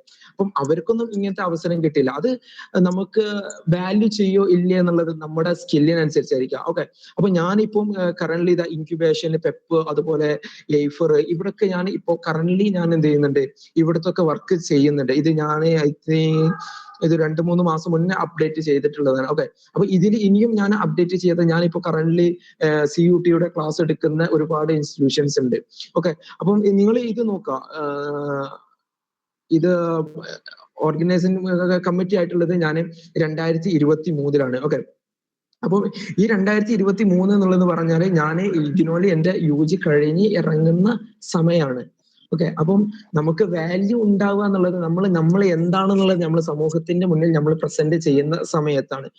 ഓക്കെ, PG റെഗുലർ ആണോ ഡിസ്റ്റൻസ് ആണോ നല്ലത്, അത് ഞാൻ അഡ്രസ്സ് ചെയ്യുന്നു വിചാരിക്കുന്നു. ഓക്കെ, ഇഗ്നോയിൽ UG കഴിഞ്ഞ് നമുക്ക് ചെയ്യാൻ പറ്റുന്ന ജോബ് ഏതൊക്കെയാണ്? ഇഗ്നോയിൽ UG കഴിഞ്ഞിട്ട് ജോബിന് സൈക്കോളജിയിൽ നമുക്ക് വരുന്നത് മിനിമം ക്വാളിഫിക്കേഷൻ നമ്മൾ PG എങ്കിലും വേണം എന്നുള്ളതാണ്. ഓക്കെ, നമ്മളൊരു കൺസൾട്ടന്റ് സൈക്കോളജിസ്റ്റ് ആയിട്ട് വർക്ക് ചെയ്യണമെങ്കിൽ നമുക്ക് എന്ത് ചെയ്യണം, ഒരു PG എങ്കിലും വേണം. അപ്പം UG മാത്രം ചെയ്തത് കൊണ്ട് നമുക്ക് ഒരു പ്രത്യേക ഉപകാരം ഉണ്ടാകുന്നു, അല്ലെങ്കിൽ എവിടെയെങ്കിലും ആരെങ്കിലും നമ്മൾ ഹയർ ചെയ്യും എന്ന് ഞാൻ വിചാരിക്കുന്നില്ല. Okay, which PG is better? PG എന്തുകൊണ്ടും നമുക്ക് സാധിക്കുമെങ്കിൽ റെഗുലർ ആയിട്ട് പോകുന്നതാണ് നല്ലത്. ഓക്കെ, നമ്മൾ എല്ലാവരും വേണമെന്ന് വെച്ചിട്ടല്ലല്ലോ നമ്മൾ ഇഗ്നോ എടുക്കുന്നത്, നമ്മളെ സാഹചര്യങ്ങളെ കൊണ്ടാണല്ലോ. ഓക്കെ, ഡിഗ്രി മാത്രം ചെയ്ത എന്തെങ്കിലും ജോബ് ഓപ്ഷൻ ഇല്ല. ഡിഗ്രി മാത്രം ചെയ്തത് കൊണ്ട് നമുക്ക് ജോബ് ഓപ്ഷൻസ് വളരെ കുറവാണ്. ബട്ട് സ്റ്റിൽ PG ചെയ്തുകൊണ്ടും ആളുകള് കൺസൾട്ടേഷൻ PG ഇഗ്നോയിൽ ചെയ്തിട്ട് കൺസൾട്ടേഷൻ ചെയ്യുന്ന ആളുകളുണ്ട്. അപ്പൊ ഈ കൺസൾട്ടേഷൻ ചെയ്യുന്ന ആളുകൾക്ക് വേണ്ടിയിട്ടുള്ള പ്രധാനപ്പെട്ട ഒരു സ്കില്ലുകൾ ഉണ്ടാവും. ഓക്കെ, ഒരു കൗൺസിലർക്ക് വേണ്ടിയിട്ടുള്ള പ്രധാനപ്പെട്ട skill active listening, rapport building, അതുപോലെ MSc എടുക്കാൻ പറ്റുക. അപ്പം ഇങ്ങനത്തെ സ്കില്ല് ഒരാൾ നന്നായിട്ട് ഒരു 6 മാസം കണ്ടിന്യൂസ് ആയിട്ട് അല്ലെങ്കിൽ 3 മാസം കണ്ടിന്യൂസ് ആയിട്ട് ഇന്റേൺഷിപ്പിന് പോയിക്കുകയാണെന്നുണ്ടെങ്കിൽ ആ ഇന്റേൺഷിപ്പ് കൊടുക്കുന്ന ഇൻസ്റ്റിറ്റ്യൂഷൻ പ്രൊവൈഡ് ചെയ്യുന്ന സ്പെസിഫിക് ഏരിയ ഉണ്ടാകും. ഇപ്പൊ ചില ആളുകളൊക്കെ ചില ഇൻസ്റ്റിറ്റ്യൂഷനൊക്കെ ആണെങ്കിൽ റീഹാബിന്റെ ഏരിയ ആണ്, ചില സ്ഥലത്ത് ചൈൽഡിന്റെ ഏരിയ ആണ്. അപ്പം ഈ സ്ഥലത്ത് നമ്മൾ 3 അല്ലെങ്കിൽ 6 മാസം കണ്ടിന്യൂസ് ആയിട്ട് ഇന്റേൺഷിപ്പ് ചെയ്യുകയാണെന്നുണ്ടെങ്കിൽ ആ ഏരിയ നമ്മൾ ഒരു കുറച്ചെങ്കിലും നമുക്ക് ആ ഏരിയയിലെ പ്രാക്ടിക്കൽ നോളജ് നമുക്ക് ഉണ്ടാകും. അപ്പൊ ഇങ്ങനെ ഒരു പ്രാക്ടിക്കൽ നോളജ് ഉണ്ടാവുകയാണെന്നുണ്ടെങ്കിൽ നമുക്ക് നമ്മുടെ PG ഇഗ്നോയിൽ ചെയ്തുകൊണ്ട് നമുക്ക് എന്ത് ചെയ്യാൻ പറ്റും, ഇങ്ങനെ ക്ലിനിക്കൽ സെറ്റിങ്ങിൽ നമുക്ക് എന്ത് ചെയ്യാൻ പറ്റും, വർക്ക് ചെയ്യാൻ പറ്റും. ഒരു minute.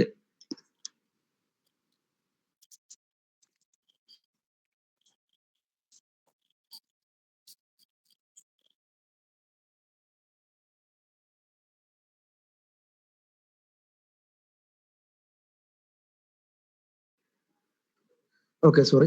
Okay, we can continue.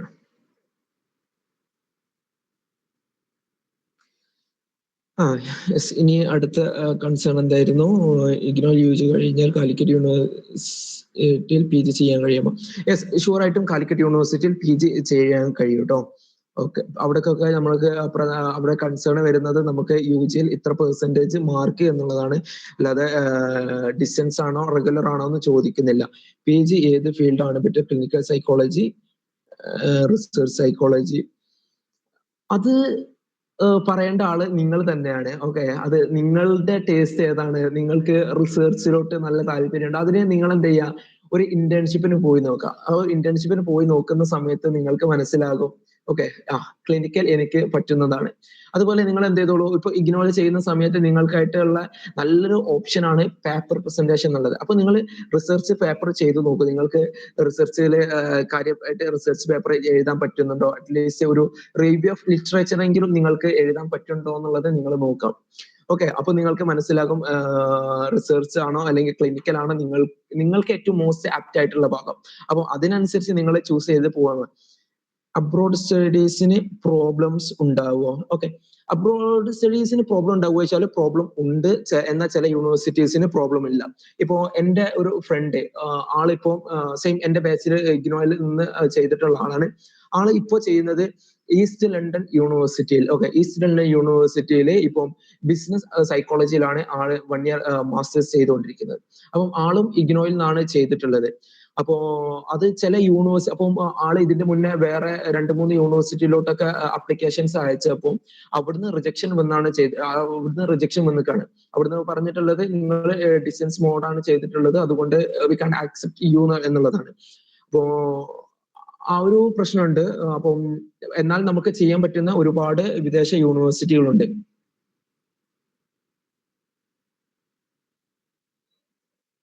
Practical exposure from the central university ഒന്ന് എക്സ്പ്ലെയിൻ ചെയ്ത് പറയൂ. ഓക്കെ, അത് പറയുകയാണെങ്കിൽ ഇപ്പൊ ഞാൻ 4th സെം ആണല്ലോ. അപ്പൊ ഈ 4th സെമ്മിൽ തന്നെ ഞങ്ങൾക്ക് ഏകദേശം ഐ തിങ്ക് 10 പ്രാക്ടിക്കൽസ് നമുക്ക് ഈ സെമ്മിൽ ഞങ്ങൾക്ക് ചെയ്തു തീർക്കാനുണ്ട്. അപ്പൊ ഈ 10 പ്രാക്ടിക്കൽസ് എന്ന് പറയുന്നത് നമുക്ക് സൈക്കോളജിയിൽ ചെയ്യുന്ന നമ്മുടെ ഓരോരോ ടെസ്റ്റുകളാണ്. Okay, aptitude test, intelligence test, depression inventory, gender ബെസ്റ്റാൾ ടെസ്റ്റ്. അപ്പം ഇങ്ങനെ തുടങ്ങിയിട്ടുള്ള ഒരുപാട് ടെസ്റ്റുകളുണ്ട്. അപ്പൊ കഴിഞ്ഞ സെമ്മിൽ ഞങ്ങൾക്ക് അത് 12 ആയിരുന്നു. അതിന്റെ മുന്നത്തേതിലും 12 ആണ് തോന്നുന്നത്. അതിന്റെ മുന്നേ 9. അങ്ങനത്തെ ഒരു ഓർഡറിൽ. അപ്പൊ ഇത്രയും ടെസ്റ്റുകൾ ഞങ്ങൾക്ക് എന്ത് ചെയ്യാൻ പറ്റുന്നുണ്ട് ഇങ്ങനെ സെൻട്രൽ യൂണിവേഴ്സിറ്റികളിൽ പഠിക്കുന്ന സമയത്ത്. അപ്പം എല്ലാ സെൻട്രൽ യൂണിവേഴ്സിറ്റികളിലും എന്തുണ്ട്, ഇങ്ങനെ പ്രാക്ടിക്കലിന് എന്തുണ്ട്, ടെസ്റ്റുകൾ ഉണ്ട്. ഓക്കെ, അപ്പോ ഡൽഹി യൂണിവേഴ്സിറ്റി എന്നുള്ളത് അവിടെ ഡൽഹി യൂണിവേഴ്സിറ്റിയിൽ 2 ടൈപ്പ് ഉണ്ട്. അതായത് ക്ലിനിക്കൽ പോകുന്നവർക്കുണ്ട്, അതുപോലെ റിസർച്ച് ബേസ്ഡ് ആയിട്ട് പോകുന്ന OB തിരഞ്ഞെടുക്കുന്നവർക്കുണ്ട്. അപ്പം അവിടുത്തെ പ്രാക്ടിക്കൽ എന്ന് പറയുന്നത് കൂടുതൽ റിസർച്ച് ആണ്. അപ്പം അവരുടെ പ്രാക്ടിക്കൽ എന്ന് പറയുന്നത് ഈ സെമ്മിൽ നിങ്ങൾ 4 റിസർച്ച് പേപ്പർ സബ്മിറ്റ് ചെയ്യണം എന്നുള്ളതാണ്. അപ്പം ഓരോ യൂണിവേഴ്സിറ്റിനനുസരിച്ച് നിങ്ങളിപ്പം CUT എഴുതിയിട്ട് നിങ്ങൾ സെൻട്രൽ യൂണിവേഴ്സിറ്റികൾ സെലക്ട് ചെയ്യുന്ന സമയത്തും നിങ്ങൾ അവിടെ ചോദിക്കുക, ഓക്കെ, ഇവിടുന്ന് പ്രാക്ടിക്കലിന് എന്താണുള്ളത്, ഇവിടുത്തെ ക്ലിനിക്കൽ അല്ലെങ്കിൽ ഇവിടുത്തെ ഫീൽഡ് എക്സ്പോഷർ എന്താണ് എന്നുള്ളത് ചോദിച്ചെടുക്കുക. അപ്പം ഈ ഒരു എക്സ്പോഷർ ഒന്നും എന്തില്ല, ഇഗ്നോയിൽ ഒരിക്കലും കിട്ടുകയില്ല. ഇന്റേൺഷിപ്പ് മാത്രമേ കിട്ടുകയുള്ളൂ. ഓക്കെ, PG റെഗുലർ ആയിട്ട് പഠിക്കാൻ ഉള്ള പ്രോസസ് എന്താണ്? നമ്മുടെ കേരളത്തിനകത്തുള്ള കോളേജസിനാണെന്നുണ്ടെങ്കിൽ അതിന്റെ ഓരോ കോളേജസിനും അവരുടേതായിട്ടുള്ള അപ്ലിക്കേഷൻ പ്രൊസീജിയേഴ്സ് ഉണ്ട്. ഓട്ടോണമസ് കോളേജുകളുണ്ട്, നീലഗിരി, ഫറൂഖ് കോളേജ്, അങ്ങനെ തുടങ്ങി കുറെ ഓട്ടോണമസ് കോളേജുകളുണ്ട്. അതെല്ലാം സെൻട്രൽ യൂണിവേഴ്സിറ്റികളിലാണ് പഠിക്കാൻ താല്പര്യം എന്നുണ്ടെങ്കിൽ CUT എക്സാം, സ്റ്റേറ്റ് യൂണിവേഴ്സിറ്റികൾ, MG, Calicut university, Kerala university പോലത്തെ സ്റ്റേറ്റ് യൂണിവേഴ്സിറ്റികൾക്കാണെങ്കിൽ അവർക്ക് എന്തുണ്ട്, അവർക്ക് സെപ്പറേറ്റ് ആയിട്ടുള്ള എൻട്രൻസ് എക്സാം ഉണ്ട്. ആ എൻട്രൻസ് എക്സാം ക്രാക്ക് ചെയ്യാണ് വേണ്ടത്. സർ,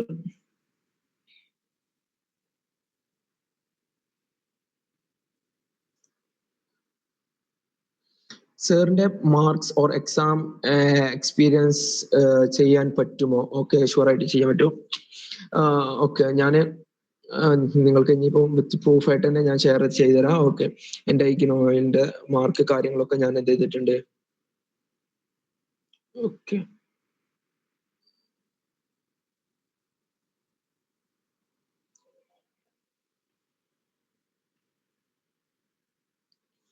ഓക്കെ, അപ്പം ഇതിൽ എന്റെ ഇഗ്നോന്റെ മാർക്കാണ് കാണുന്നത്. ഓക്കെ, ഞാൻ 61%, ഓക്കെ, 61% കൂടെയാണ് ഞാൻ പാസ്സായിട്ടുള്ളത്. അപ്പോ ഒരു സെൻട്രൽ യൂണിവേഴ്സിറ്റിയിൽ അല്ലെങ്കിൽ ഒരു സെൻട്രൽ യൂണിവേഴ്സിറ്റിയിലൊക്കെ പഠിക്കുന്ന സമയത്തും നമുക്ക് ഈ ഒരു ടൈപ്പ് ഓഫ് മാർക്ക് നമുക്ക് കിട്ടുള്ളൂ. ഏതായാലും ഒരു 90% മുകളിലോട്ട് നമ്മൾ ഒരിക്കലും ആരും നമുക്ക് മാർക്ക് തരൂല. പക്ഷെ ഒരുപാട് ആളുകൾ പറഞ്ഞിരുന്നു എന്റെ ബാച്ചിലും, ഏത് മാർക്ക് തരുന്നില്ല, മാർക്ക് വളരെ കുറവാണ്, കുറെ ആളുകൾക്ക് പേപ്പർ ബാക്ക് കിട്ടിയിട്ടുണ്ട് എന്നൊക്കെ. പക്ഷെ ഫോർ മീ, എനിക്ക് ഇതുവരെ ഒരു പേപ്പർ ബാക്കും കിട്ടിയിട്ടില്ല. ലൈക് നമ്മൾ ഇഗ്നോയിലിന്റെ സിലബസ് തന്നെ നമ്മൾ കണ്ടതാണല്ലോ, അല്ലെ? ഇഗ്നോയുടെ സിലബസ് തന്നെ നമ്മൾ കണ്ടതാണ്. It's a vast syllabus. Okay, അപ്പൊ നമ്മൾ എക്സാമിന് പോകുന്ന സമയത്ത് നമ്മൾ തിയറി എന്താന്നുള്ളത് നമ്മൾ നന്നായിട്ട് അറിഞ്ഞിരിക്കാം. ഹലോ, ആരെങ്കിലും എന്ത് പറഞ്ഞോ?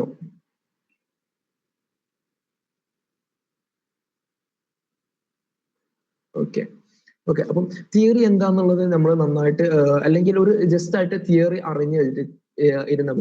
എന്നിട്ട് നമ്മൾ പ്രധാനമായിട്ട് ശ്രദ്ധിക്കേണ്ടത് ഇഗ്നോ എക്സാമിന് അവർ എങ്ങനെയാണ് ടെക്സ്റ്റ് ബുക്കിൽ എഴുതിയിട്ടുള്ളത്. ഓക്കെ, അപ്പം അവർ എഴുതുന്ന സമയത്ത് ആദ്യം ജസ്റ്റ് ഒരു തിയറി പറയും, എന്നിട്ട് അതിന്റെ എക്സാമ്പിൾ, അല്ലെങ്കിൽ ആദ്യം ഇങ്ങനത്തെ ഒരു സാഹചര്യത്തിലൂടെയൊക്കെ നമ്മൾ കാണാറില്ലേ, എന്നിട്ട് ഇതിനെ പറയുന്നതാണ് ഇത്, എന്നിട്ട് എന്ത് ചെയ്യും, ഒരു എക്സാമ്പിൾ കൊടുക്കും. അപ്പം ആ ഒരു രീതി തന്നെ നമ്മൾ എക്സാമിന് നമ്മൾ ചൂസ് ചെയ്യുകയാണെന്നുണ്ടെങ്കിൽ നമുക്ക് നല്ലൊരു മാർക്ക് തന്നെ സ്കോർ ചെയ്യാൻ പറ്റും. പിന്നെ ഞാൻ ഇവിടെ വന്നതിന് ശേഷം റിയലൈസ് ചെയ്തിട്ടുള്ളതാണ്. ഓക്കെ, അപ്പൊ ഇവിടെ വന്നതിന് ശേഷം ഞാൻ എന്ത് ചെയ്തു, നമ്മുടെ ജാമ്യയിലുള്ള ഒന്ന് രണ്ട് പ്രൊഫസേഴ്സ് ഉണ്ട്. അപ്പൊ അവരോട് ഇങ്ങനെ ഒരു ദിവസം ഇങ്ങനെ സംസാരിച്ചിരുന്ന സമയത്ത് അവർ വീട്ടിലോട്ട് വിളിച്ചു. അപ്പൊ അവർക്ക് ചെറിയ വർക്ക് ഉണ്ടെന്ന് പറഞ്ഞു. അപ്പൊ വർക്കിൽ ഇങ്ങനെ പോയി ഇങ്ങനെ കണ്ട സമയത്ത് അവര് ഇഗ്നോന്റെ പേപ്പർ വാല്യൂ ചെയ്യാണ് ചെയ്യുന്നത്. ഓക്കെ, സൈക്കോളജിന്റെ തന്നെ ഇഗ്നോന്റെ പേപ്പർ വാല്യൂ ചെയ്യുക ചെയ്യും. അപ്പം അവര് പറഞ്ഞിട്ടുള്ള രസകരമായിട്ടുള്ള സാധനം ഉണ്ട്. അപ്പം നമ്മളുടെ പേപ്പർ, കേരളത്തിലുള്ള പൊതുവെയുള്ള പേപ്പറൊക്കെ നോർത്തിലോട്ടാണ് എത്താറുള്ളത്. ഓക്കെ, അപ്പൊ ഇങ്ങനെ നോർത്തിലോട്ട് എത്തുന്ന സമയത്ത് ഇവരൊക്കെ പ്രധാനമായിട്ട് നോക്കുക ഹൈലൈറ്റ് ചെയ്യുന്നത്. ഓക്കെ, നമ്മൾ ഒരു എക്സാമിന്റെ സമയത്ത് നമ്മൾ നന്നായിട്ട് നമ്മളെ കാര്യങ്ങൾ ഹൈലൈറ്റ് ചെയ്യാം. നിങ്ങളിൽ മാർക്കേഴ്സ്, കളേഴ്സ് ഒക്കെ ഉണ്ടെന്നുണ്ടെങ്കിൽ അത് എന്തായിരിക്കും, അത് ഒന്നും കൂടെ അടിപൊളിയായിരിക്കും. അപ്പം നമ്മളിങ്ങനെ എഴുതിയ കുറേ കണ്ടന്റ് ഉണ്ടാവും അല്ലെ. ഇഗ്നോന്റെ വലിയൊരു ബുക്ക്ലെറ്റ് ആണല്ലോ. അപ്പൊ ഈ ബുക്ക്ലെറ്റിൽ എഴുതിയത് മൊത്തം ഇവര് വായിക്കാനിരിക്കുക എന്നുള്ളത്, ഇവരാരും അങ്ങനെ ഇരിക്കില്ല. കാരണം ഇവരൊക്കെ കറന്റ്ലി ജാമിയ മില്ലിയ ഇങ്ങനത്തെ പോലത്തെ ഈ സെൻട്രൽ യൂണിവേഴ്സിറ്റികളിലെ പ്രൊഫസേഴ്സ് ആണ്. അപ്പൊ ഇവർക്ക് ഇങ്ങനത്തെ ഇത് വലിയത് വായിക്കുക എന്നുള്ളതിനകത്തുള്ള ടൈം ഒന്നും ഒരിക്കില്ല. അപ്പൊ നമ്മൾ എഴുതിയിട്ടുണ്ട്, നമ്മൾ എന്തൊക്കെയോ പഠിച്ചിട്ടുണ്ട് എന്നുള്ളത് എന്ത് ചെയ്താൽ അതിൽ ഹൈലൈറ്റ് ചെയ്താൽ മതി. നമ്മൾ എക്സാമ്പിൾസ് ഉൾപ്പെടെ, അപ്പൊ എക്സാമ്പിൾ എഴുതുന്ന സമയത്ത് എക്സാമ്പിളിലാണ് ഹൈലൈറ്റ് ചെയ്ത് കൊടുക്കുക. ഓക്കെ, ക്ലിനിക്കൽ സൈക്കോളജി എടുത്താൽ എന്താണ് ജോബ്? ക്ലിനിക്കൽ സൈക്കോളജി എടുത്ത് കാണുന്നുണ്ടെങ്കിൽ ഇഗ്നോയിൽ PG ക്ലിനിക്കൽ സൈക്കോളജി എടുക്കുകയാണെങ്കിലാണ്, അല്ലെങ്കിൽ MA ക്ലിനിക്കൽ എന്ന് പറഞ്ഞിട്ടുള്ള RCന്റെ പുതിയതാണ്. ഓക്കെ, രണ്ടും ഞാൻ പറയാം. നമ്മള് PG ക്ലിനിക്കൽ സൈക്കോളജി എടുക്കുന്ന സമയത്ത് നമ്മൾക്ക് എന്തുണ്ടാവും, PG പഠിക്കുന്ന സമയത്ത് തന്നെ ക്ലിനിക്കലി നമുക്ക് നല്ല രീതിയിലുള്ള എക്സ്പോഷർ നമുക്ക് കിട്ടും. ഓക്കെ, അപ്പൊ അങ്ങനെ ക്ലിനിക്കൽ നമുക്ക് എക്സ്പോഷർ കിട്ടുന്ന സമയത്ത് നമ്മൾ കൂടുതലായിട്ട് തെറാപ്യൂട്ടിക് ഇന്റർവെൻഷൻസ്, അതുപോലെ കൗൺസിലിംഗ് സ്കില്ല്, അതൊക്കെ നമുക്ക് എന്ത് ചെയ്യാൻ കൂടുതലായിട്ട് നമുക്ക് അക്യൂർ ചെയ്യാൻ പറ്റും എന്നുള്ളതാണ്. ഇനി MA ക്ലിനിക്കൽ എന്ന് പറഞ്ഞിട്ടുള്ള NAPയുടെ പുതിയ പോളിസിന്റെ പ്രകാരം സാധനം എന്ന് വെച്ചാൽ അത് MPhilന് പകരമായിട്ട് വരുന്ന പുതിയ ഒരു കോഴ്സ് ആണ്.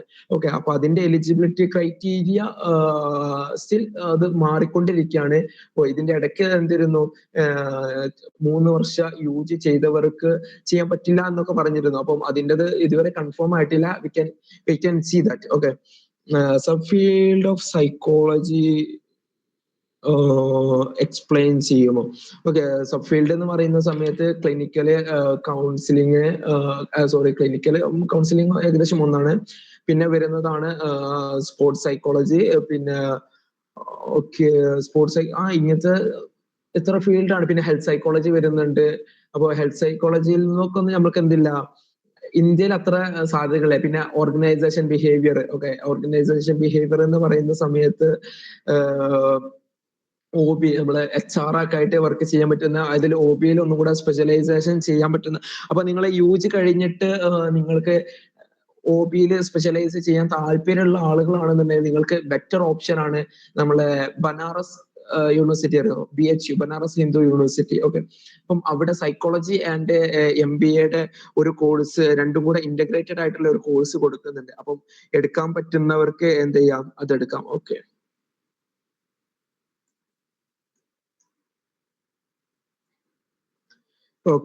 Okay, MSc health and wellbeing field better ആണോ?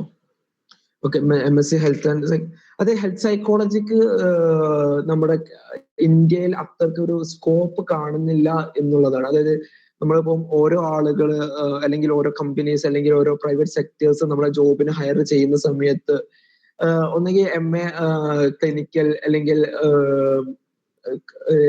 കൗൺസിലിംഗ് സൈക്കോളജി, അല്ലെ അപ്ലൈഡ് സൈക്കോളജി, ഇങ്ങനൊക്കെ ചോദിക്കുന്നത്. അപ്പം അത് ഹെൽത്ത് സൈക്കോളജി എന്നുള്ള ഒരു സാധനം വരുന്നതായിട്ട് കണ്ടിട്ടില്ല.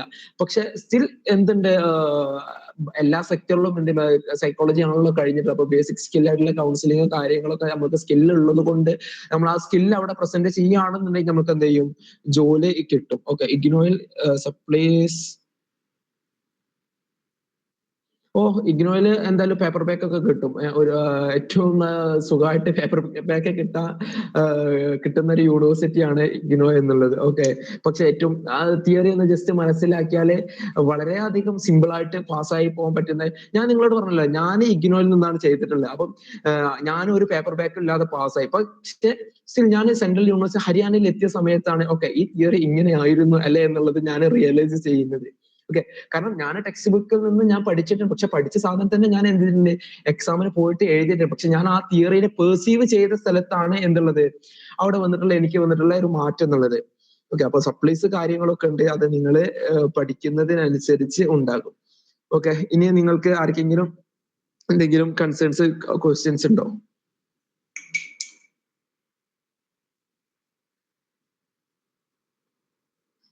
ഓക്കെ എന്നാൽ നമുക്ക് കണ്ടിന്യൂ ചെയ്യാം. ഓക്കെ, ഇനി ഇഗ്നോയിൽ പഠിക്കുന്ന സമയത്ത് നിങ്ങൾക്ക് ഏറ്റവും അധികം ചെയ്യാൻ പറ്റുന്ന ഒരു കാര്യമുണ്ട്. ഓക്കെ, അത് ഞാൻ കാണിച്ചു തരാം. ഓക്കെ, എനിക്കിപ്പോ നിങ്ങളുടെ മുന്നിൽ എക്സാമ്പിൾ ആക്കി വെക്കാൻ ഞാൻ മാത്രമേ ഉള്ളൂ. ഓക്കെ, അതുകൊണ്ടാണ്. ഓക്കെ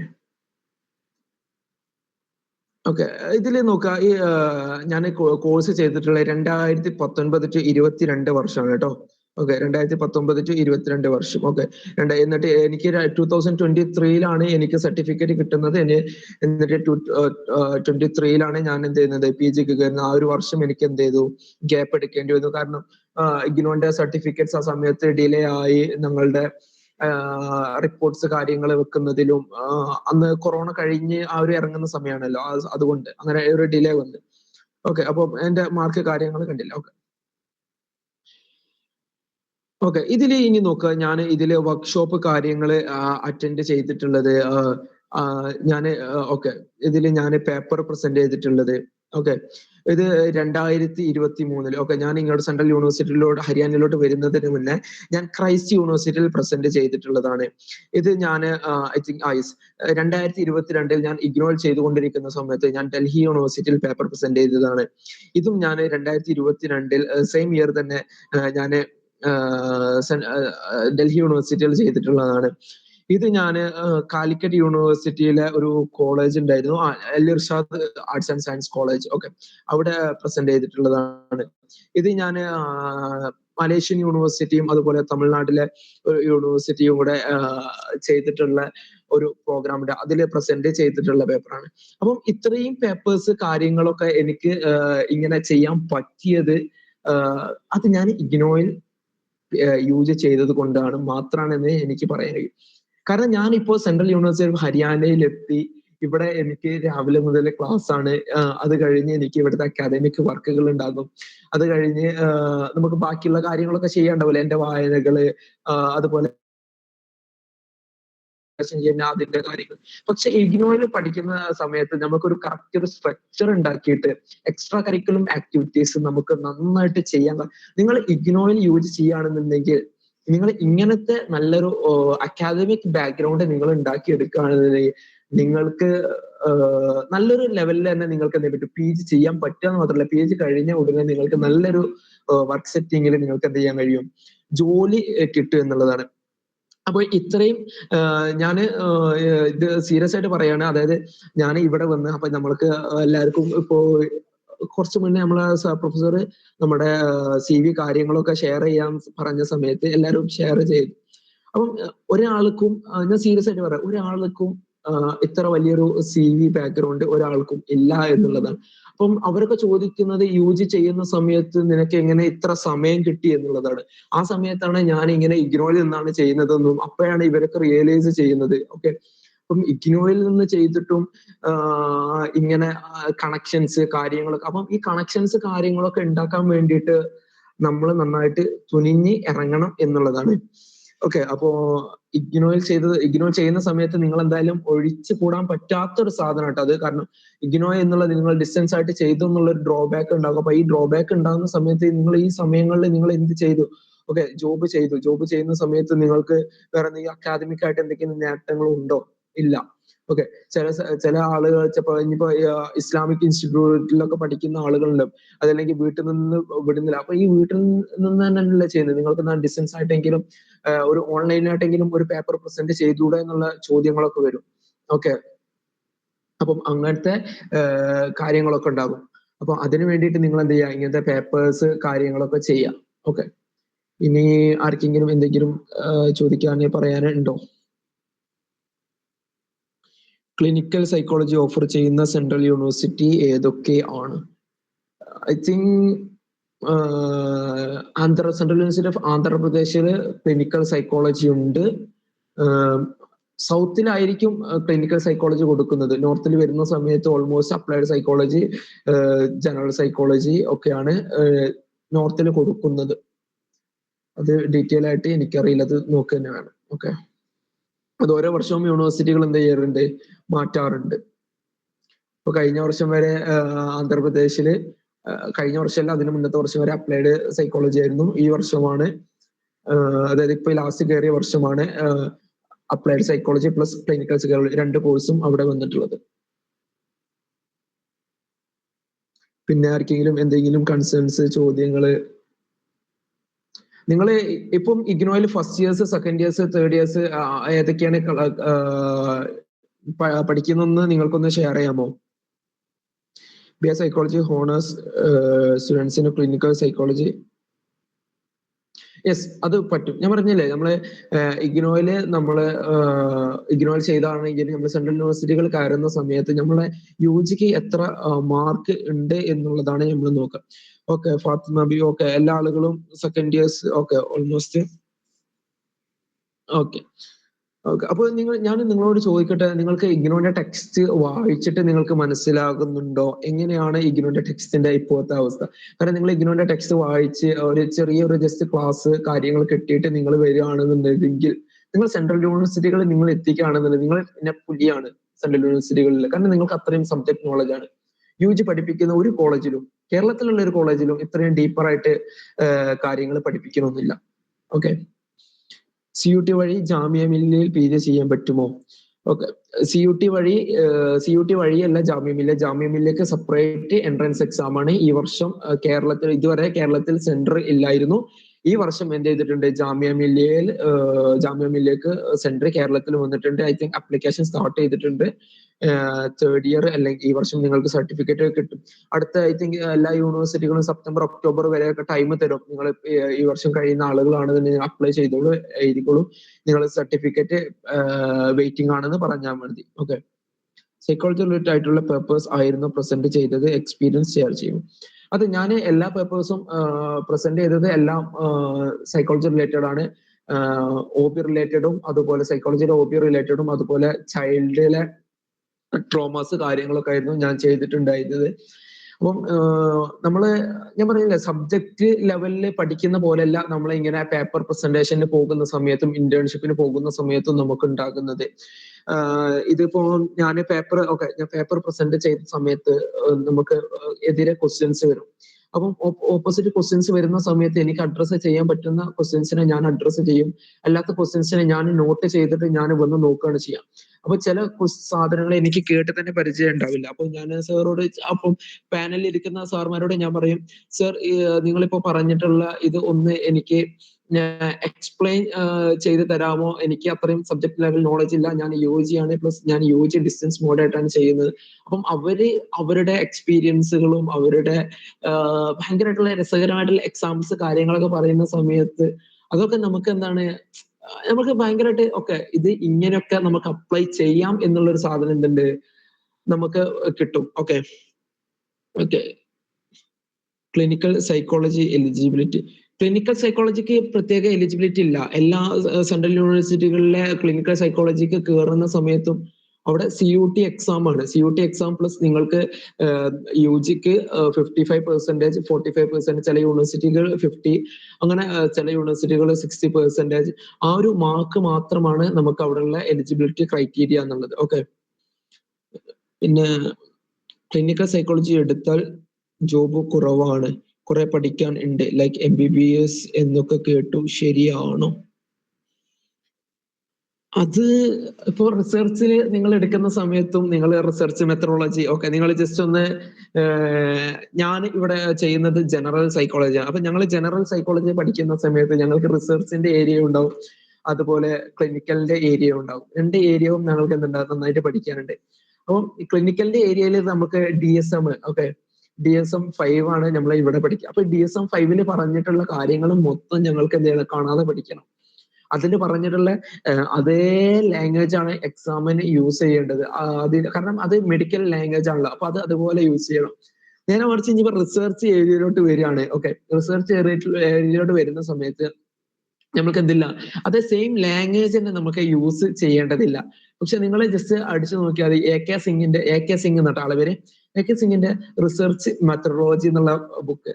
അപ്പൊ ഈ റിസർച്ച് മെത്തഡോളജി ആണ് ഒട്ടുമിക്ക സെൻട്രൽ യൂണിവേഴ്സിറ്റികളും റിസർച്ച് കാര്യങ്ങൾ പഠിക്കുക. അതൊക്കെ നിങ്ങൾ വായിക്കുന്ന സമയത്ത് ആകെ കിളി പോകും. അപ്പം ഈ രണ്ട് ഏരിയയും എന്താണ് ഒരുപോലെ, അതായത് എന്താ കഷ്ടപ്പെടാതെ നമുക്കൊന്നും കിട്ടൂല. അപ്പം ക്ലിനിക്കലിലോട്ട് ഇറങ്ങുകയാണെന്നെങ്കിൽ റിസർച്ചിലോട്ട് ഇറങ്ങുകയാണെന്നെങ്കിൽ രണ്ട് ഏരിയയിലും നമുക്ക് എന്തുണ്ട്, കുറച്ച് സ്ട്രഗിള് ചെയ്യേണ്ടതുണ്ട്. ഓക്കെ, ജോബ്, സാലറി ഒക്കെ എങ്ങനെ, നമ്മള് കൺസൾട്ടന്റ് സൈക്കോളജിസ്റ്റ് ആയിട്ട് വർക്ക് ചെയ്യുകയാണെങ്കിൽ തന്നെ നമുക്ക് ഒരു സാധാ PG സെൻട്രൽ യൂണിവേഴ്സിറ്റിയിൽ നിന്ന് കഴിഞ്ഞിറങ്ങുന്ന ആളാണെങ്കിലും ഇഗ്നോയിൽ നിന്ന് കഴിഞ്ഞിറങ്ങുന്ന ആളാണെന്നെങ്കിൽ അത് നമ്മളുടെ സ്കില്ലിന് അനുസരിച്ചിരിക്കും. ഓക്കെ, ഇപ്പൊ ഫീൽഡിൽ നല്ല എക്സ്പീരിയൻസ് ഉള്ള ആളാണ്, നല്ല കൗൺസിലിംഗ് സ്കില്ലൊക്കെ ഉണ്ട്. അപ്പൊ അങ്ങനത്തെ സ്ഥലത്ത് നമ്മൾ ജോബ് ഇന്റർവ്യൂവിന് പോകുന്ന സമയത്ത് അവർ ഓഫർ ചെയ്യുന്ന സാലറി നമ്മൾക്ക് ഉണ്ടാകും. ഒരു കേരളത്തിലൊക്കെ സ്റ്റാർട്ടിംഗ് സാലറി വരുന്നത് ഒരു 20 ഒക്കെ. അപ്പൊ പിന്നെ ഒരു വർഷം കഴിയുന്ന സമയത്ത് തന്നെ നിങ്ങൾക്ക് അത് 30-40 ഒക്കെ എത്തും. അത് ഇനിയിപ്പം നിങ്ങൾ MPhil ഒക്കെ കഴിഞ്ഞിട്ടുള്ള ഒരാളാണെങ്കിൽ നിങ്ങൾക്ക് ഫസ്റ്റ് തന്നെ ഒരു 60K നിങ്ങൾക്ക് എന്ത് ചെയ്യും, സാലറി നിങ്ങൾക്ക് കിട്ടി തുടങ്ങും. ഓക്കെ, സെൻട്രൽ യൂണിവേഴ്സിറ്റി PG ചെയ്താൽ പ്ലേസ്മെന്റ് ഉറപ്പാണ്. അങ്ങനെ പ്ലേസ്മെന്റ് കൊടുക്കുന്ന central university I think it's Delhi university ഉള്ളി. ഡൽഹി യൂണിവേഴ്സിറ്റിയിൽ തന്നെ അവര് OB ചെയ്യുന്ന കുട്ടികൾക്ക് അത് തന്നെ ഇപ്പോഴത്തെ ബാച്ചില് 40 കുട്ടികൾ അങ്ങനെ എന്തുകൊണ്ട് OBന്റെ ഇതില്. ഓക്കെ, അപ്പൊ ഈ OBന്റെ കുട്ടികളുടെ ഇതിൽ തന്നെ അവര് ഏറ്റവും കമ്പനീസ് വന്ന് ഇന്റർവ്യൂ ചെയ്യും. ഇന്റർവ്യൂ ചെയ്യുന്നതിൽ വെറും 4 കുട്ടികൾക്ക് 4 അല്ലെങ്കിൽ 5 കുട്ടികൾക്ക് മാത്രമേ അവര് പ്ലേസ്മെന്റ് കൊടുക്കുന്നുള്ളൂ. ഓക്കെ, പിന്നെ OBയിൽ പ്ലേസ്മെന്റ്, നല്ലൊരു പ്ലേസ്മെന്റ് കൊടുക്കുന്ന ഒരു സ്ഥലമാണ് ഞാൻ നേരത്തെ പറഞ്ഞ ബനാറസ് ഹിന്ദു യൂണിവേഴ്സിറ്റി. അത് എടുക്കുകയാണെന്നുണ്ടെങ്കിൽ നിങ്ങൾക്ക് അത് നല്ലൊരു ഓപ്ഷനാണ്, OB ഒക്കെ താല്പര്യമുള്ള ആൾക്കാരാണെന്നുണ്ടെങ്കിൽ. ഓക്കെ, സൈക്കോളജിന്റെ സ്കോപ്പ് നമ്മളെ ഡെയിലി ലൈഫ് കൂടാണല്ലോ അല്ലെ. അത് പ്രത്യേകിച്ച് നമ്മളുടെ റീഹാബിലിറ്റേഷൻ ഏരിയ, അതായത് ഡ്രഗ്സ് കാര്യങ്ങൾ, അഡിക്ഷൻ കൂടാണ്. അതുപോലെ ചൈൽഡിന്റെ ഏരിയയിലൊക്കെ കാരണം കുട്ടികളൊക്കെ മൊബൈൽ ഫോൺസിനൊക്കെ അഡിക്ഷൻ വരികയാണ്, അതുപോലെ ഡ്രഗ്സിനൊക്കെ അഡിക്ഷൻ വരികയാണ്. അപ്പൊ സൈക്കോളജിക്ക് എന്തായാലും സാധ്യതകൾ കൂടിക്കൊണ്ടേ ഇരിക്കുള്ളൂ. OB means organisation behaviour. നമ്മളെ ബിസിനസ് ഉണ്ടല്ലോ, അപ്പൊ ബിസിനസ് ഫേമിൽ നമ്മൾക്ക് HR ആയിട്ട് വർക്ക് ചെയ്യാൻ പറ്റുന്നത്.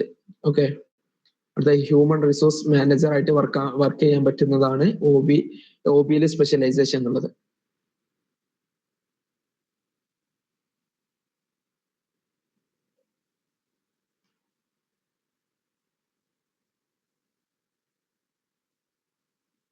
PhD ഇഗ്നോന്റെ PG അംഗീകരിക്കുന്ന യൂണിവേഴ്സിറ്റീസും ഉണ്ട്.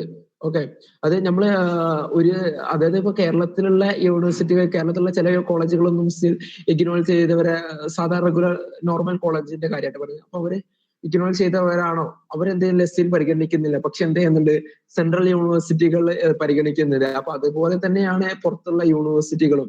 ഇപ്പൊ ഞാൻ വേണമെങ്കിൽ ഈസ്റ്റിലുള്ള യൂണിവേഴ്സിറ്റിയിലൊക്കെ ഞാൻ പറഞ്ഞത് എന്റെ സുഹൃത്ത് ചെയ്യുന്നുണ്ട്. അപ്പൊ അവനവിടെ മാസ്റ്ററാണ് ചെയ്യുന്നത്. അപ്പൊ ഞാൻ അവരോട് ചോദിച്ചിട്ടുള്ളതാണ് അവിടെ PhD ചെയ്യുന്നവരുണ്ടോന്ന്. അപ്പം അവിടെ എന്ത് ചെയ്യുന്നുണ്ട്, ഡിസ്റ്റൻസ് ആയിട്ട് ചെയ്തവർക്ക് PhD അവർ ഓഫർ ചെയ്യുന്നുണ്ട്. അത് ഓരോ യൂണിവേഴ്സിറ്റി അല്ലെങ്കിൽ കോളേജുകൾ അവരെ വെക്കുന്ന ക്രൈറ്റീരിയക്ക് അനുസരിച്ച് ഉണ്ടാകും എന്നുള്ളതാണ്. ഓക്കെ, ഇനി വേറെ എന്തെങ്കിലും കൺസേൺസ് കാര്യങ്ങൾ ഉണ്ടോ? ഐ തിങ്ക് നിങ്ങളുടെ കാര്യങ്ങളൊക്കെ ക്ലിയർ ആയി. നിങ്ങൾ ഇത്രയും കാര്യങ്ങൾ തന്നെ പ്രതീക്ഷിച്ചായിരുന്നോ നിങ്ങൾ വന്നിട്ടിരുന്നത്? നിങ്ങൾ അതൊന്ന് റെസ്പോൺസ്, ഇനി എന്തെങ്കിലും ഏരിയ ഞാൻ കവർ ചെയ്യേണ്ടതുണ്ടോ? OB വർക്ക് ചെയ്യാൻ MBA മാത്രം പഠിച്ചാൽ പോരെ, പ്ലസ് സൈക്കോളജി പഠിക്കണം, അബ്രോഡ് ആയിട്ട് PG ചെയ്യാൻ പറ്റുമോ?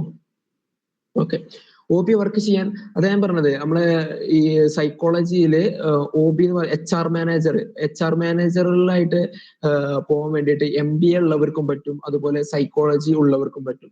അപ്പോൾ സൈക്കോളജിയിൽ നമ്മളെ ഹ്യൂമൻ റിസോഴ്സ് HR നമ്മൾ സ്പെഷ്യലൈസ് ചെയ്യുകയാണെന്നുണ്ടെങ്കിൽ, പ്ലസ് നമ്മൾ അതിന്റെ കൂടെ ഈ ഒരു UX ഡിസൈനിങ്ങിന്റെ ഒക്കെ ഒരു ചെറിയ എന്തെങ്കിലും കോഴ്സും കൂടെ ചെയ്യുകയാണെന്നുണ്ടെങ്കിൽ നമ്മൾക്കാണ് അവിടെ ഏറ്റവും സ്കോപ്പ് ഉള്ളത്. കാരണം നമ്മൾ ആളുകൾക്ക് ഈ MBA ചെയ്ത ഒരാൾക്ക് വർക്കേഴ്സിന്റെ മെന്റൽ ഹെൽത്ത് കാര്യങ്ങൾ എന്ത് ചെയ്യാൻ പറ്റില്ല, അറിയാൻ പറ്റില്ല. അപ്പം അങ്ങനെ നോക്കുന്ന സമയത്ത് OBയിൽ സ്പെഷ്യലൈസ് ചെയ്തിട്ടുള്ള ഒരു സൈക്കോളജിസ്റ്റും MBA കാരനും ഉണ്ട് എന്നുണ്ടെങ്കിൽ സെയിം സ്കില്ലുള്ള സെയിം CV ഉള്ള ഒരാള്, same level of CV same level of സ്കില്ലുള്ള ഒരാളാണെന്നുണ്ടെങ്കിൽ അവിടെ സൈക്കോളജി പഠിച്ച ഒരാൾക്കായിരിക്കും ഒന്നും കൂടെ സാധ്യത ഉണ്ടാവുക എന്നുള്ളത്. കാരണം ആൾക്ക് വർക്കേഴ്സിന്റെ മെന്റൽ ഹെൽത്ത് ഇതൊക്കെ കൂടുതൽ എന്താണ് അറിയാൻ പറ്റും. ഓക്കെ, അബ്രോഡായിട്ട് ഞാൻ ഒരുപാട് തവണ പറഞ്ഞില്ല, അബ്രോഡായിട്ട് PG ചെയ്യുന്ന ആളുകൾ ഉണ്ട്. ഓക്കെ, അബ്രോഡ് അത് ഓരോ യൂണിവേഴ്സിറ്റികൾ വെക്കുന്ന ക്രൈറ്റീരിയക്ക് അനുസരിച്ച് ഉണ്ടാകും. Okay,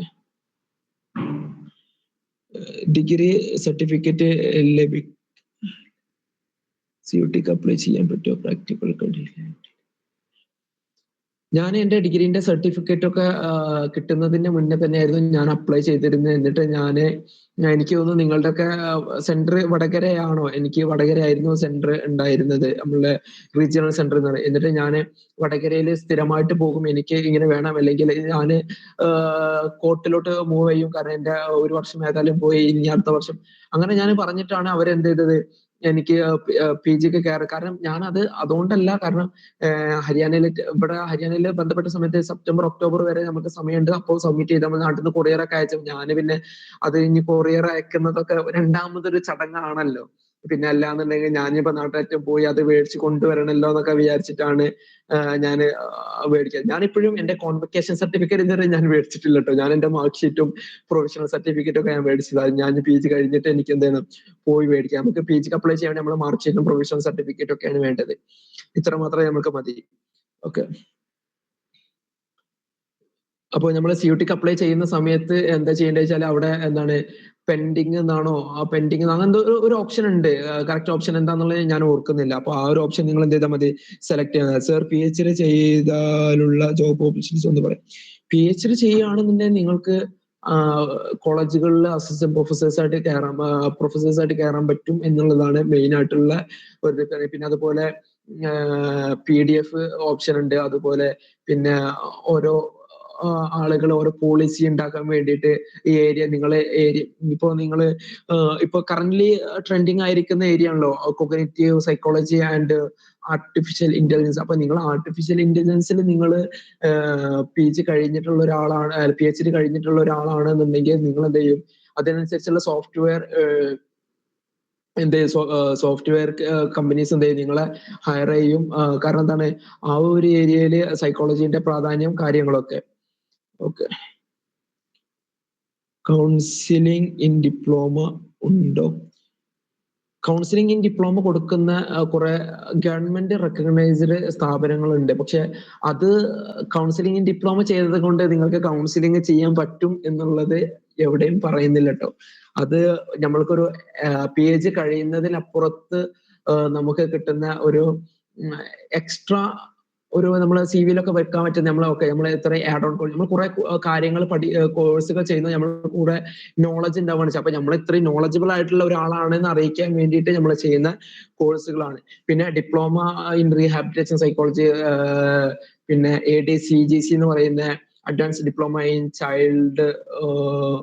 child guidance and counselling എന്ന് പറഞ്ഞിട്ടുള്ള കോഴ്സ്. ഇതൊക്കെ 1 year ഡിപ്ലോമ കോഴ്സുകളാണ്. ഇതിനൊക്കെ RCIന്റെ ലൈസൻസ് ഉണ്ട്. ഓക്കെ, ഇപ്പൊ പുതിയതായിട്ട് ഒരു അപ്ഡേഷൻ വന്നിരുന്നല്ലോ, RCIന്റെ ലൈസൻസ് വേണം ഒട്ടുമിക്ക കോഴ്സ് കാര്യങ്ങളൊക്കെ ചെയ്യാൻ വേണ്ടി. പ്രാക്ടിക്കൽ ഡിലേ ആവുമ്പോൾ സർട്ടിഫിക്കറ്റ് ലഭിക്കാണ്ട് നിങ്ങൾക്ക് അടുത്ത സെപ്റ്റംബർ ഒക്കെ ആവുമ്പോഴേക്ക് കിട്ടും എന്ന് വടകര എന്നൊക്കെ നിങ്ങളോട് പറയുകയാണെന്നുണ്ടെങ്കിൽ നിങ്ങൾക്ക് ഷുവർലി നിങ്ങൾക്ക് എന്ത് ചെയ്യാൻ പറ്റും. പിന്നെ നിങ്ങളുടെ മാർക്ക് ഷീറ്റിന്റെ ഒരു മോഡൽ കൈൻഡ് ഓഫ് സാധനം നിങ്ങൾക്ക് ഇഗ്നോന്റെ സൈറ്റിൽ നിന്ന് കിട്ടുമല്ലോ 3 വർഷത്തും കൂടെ. അപ്പൊ അത് അപ്ലൈ ചെയ്തിട്ട് നിങ്ങൾക്ക് താൽക്കാലികമായിട്ട് നിങ്ങൾക്ക് അഡ്മിഷൻ ഒക്കെ എടുക്കാൻ പറ്റും. ഇപ്രാവശ്യം CUT എഴുതിയവർക്ക് ഒക്കെ ഉണ്ടെന്നുണ്ടെങ്കിൽ.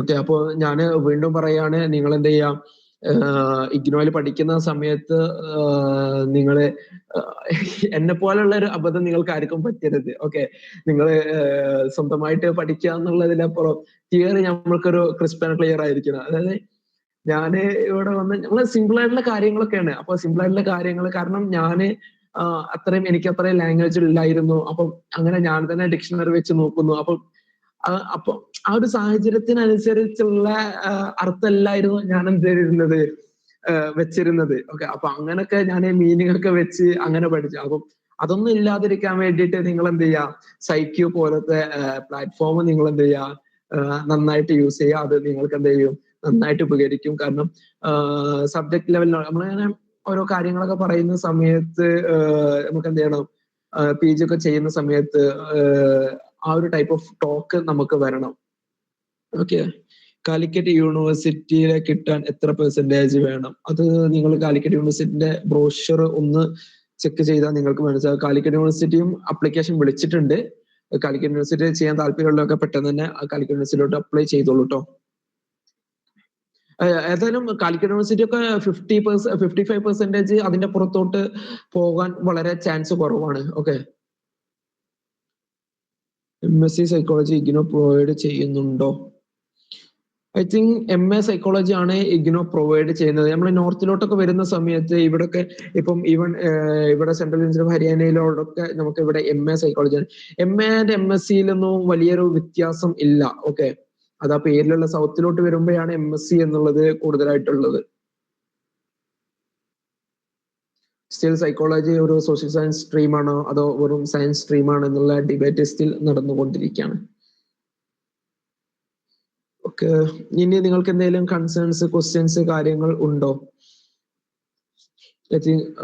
നിങ്ങൾ പ്രതീക്ഷിച്ച ഏരിയയിലൊക്കെ ഞാൻ കവർ ചെയ്തിട്ടുണ്ട് എന്ന് ഞാൻ പ്രതീക്ഷിക്കുന്നു.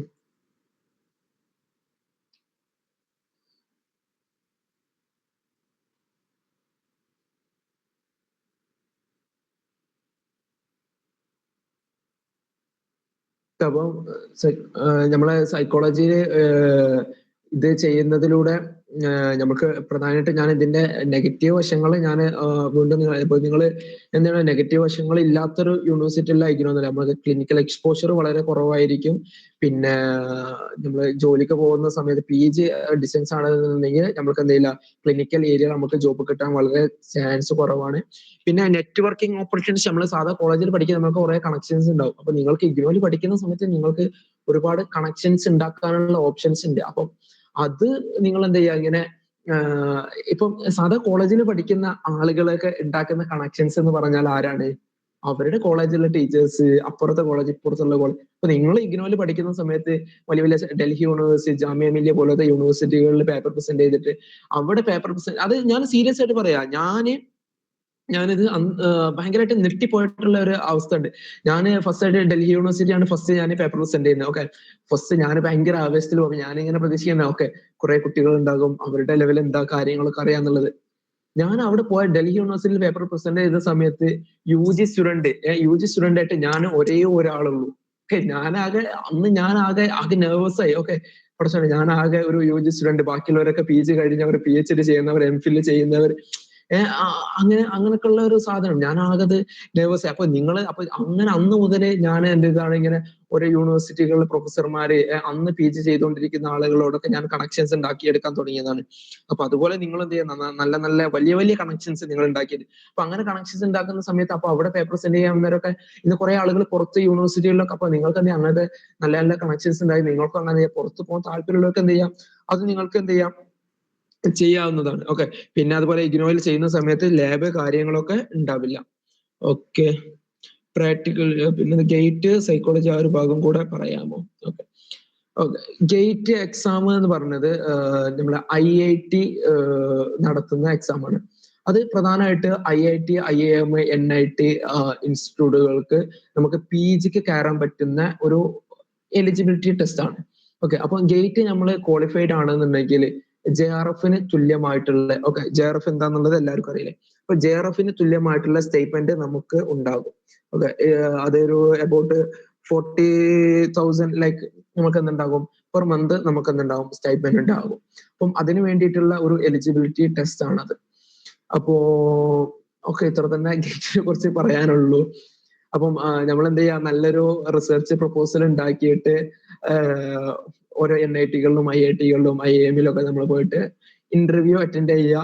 അവർ നമ്മളെ റിസർച്ച് ഏരിയ അവർക്ക് താല്പര്യപ്പെടുകയാണെന്നുണ്ടെങ്കിൽ നമ്മൾ അവരെടുക്കും. ഏറ്റവും ബെറ്റർ എന്താ വെച്ചിട്ടാണെങ്കിൽ ഓരോ IIT NIT അതാണ് നമ്മൾക്ക് കണക്ഷൻ ഉണ്ടെങ്കിൽ അവിടുത്തെ സ്റ്റുഡൻസിനോട് ചോദിക്കുക, നിങ്ങളെ ഇന്ന പ്രൊഫസർക്ക് ഏത് ഏരിയ ഉണ്ടാവില്ല. ഓക്കെ, ഇന്ന ഏരിയ ആണ്, artificial intelligence, okay, cognitive psychology ആണ്. അങ്ങനെ ഞാൻ കൊഗ്നിറ്റീവ് സൈക്കോളജി ആർട്ടിഫിഷ്യൽ ഇന്റലിജൻസ് ഏരിയയിൽ നന്നായിട്ട് റിസർച്ച് പ്രപ്പോസൽ ഉണ്ടാക്കുന്നു, എന്നിട്ട് കൊണ്ട് സബ്മിറ്റ് ചെയ്യുന്നു. അപ്പൊ നമുക്ക് എന്ത് ചെയ്യും, സിമ്പിൾ ആയിട്ട് നമുക്ക് കയറാൻ പറ്റും എന്നുള്ളതാണ്. ഓക്കെ, അതെങ്ങനെയാ അവിടെ പേപ്പർ പ്രസന്റ് ചെയ്യാം.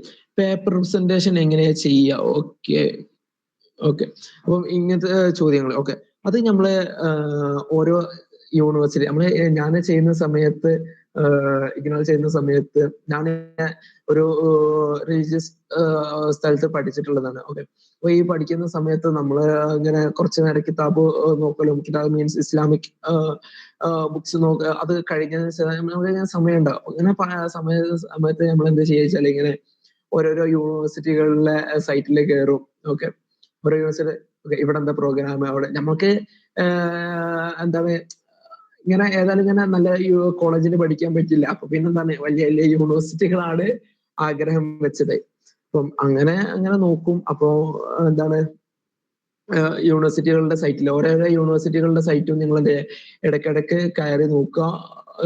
ഈ ഒരു സമയം എന്നൊക്കെ വെച്ചാൽ ഒട്ടുമിക്ക യൂണിവേഴ്സിറ്റികളിലും കോൺഫറൻസ് നടക്കുന്ന സമയമാണ്. ഇനി അടുത്തത് സെപ്റ്റംബർ മുതലായിരിക്കും ഉണ്ടാവുക. ഓക്കെ സാർ, നമ്പർ കിട്ടുമോ? ഓക്കെ, ഞാൻ കമന്റ് ബോക്സിൽ നമ്പർ ഇടുന്നുണ്ട്. Okay sir, what is the difference between psychologist and psychiatry? Psychologist എന്ന് പറഞ്ഞാൽ കംപ്ലീറ്റ്ലി നമ്മൾ സൈക്കോളജി കഴിഞ്ഞ് വരുന്ന ആളാണ്. സൈക്കാട്രി എന്ന് പറയുന്നത് MBBS 5 വർഷം MBBS കഴിഞ്ഞ് 2 വർഷം MBBS-ലെ PG, ഓക്കെ, MBBS-ലെ MD ആണ്, അതിന്റെ മാസ്റ്റേഴ്സ് എടുക്കുന്നവരാണ് സൈക്കാട്രി എന്നുള്ളത്. ഓക്കെ, നമ്മളുടെ ENT അങ്ങനെയൊക്കെ പറയുന്നുണ്ടല്ലോ, തലേന്റെ ആൾക്കാരൊക്കെ ENT എന്നൊക്കെ, അതുപോലെ വരുന്നൊരു MBBS കഴിഞ്ഞിട്ട് വരുന്ന ആളുകളാണ് സൈക്കാട്രി എന്നുള്ളത്. Okay,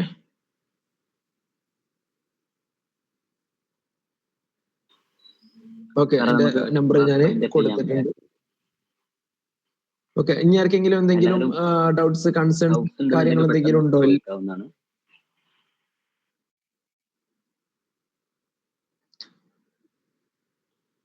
I hope you got what you have expected. നിങ്ങൾ പ്രതീക്ഷിച്ച കാര്യങ്ങളൊക്കെ നിങ്ങൾക്ക് കിട്ടിയോ, അതോ ഇനിയും എന്തെങ്കിലും കാര്യങ്ങൾ കിട്ടാനുണ്ടോ?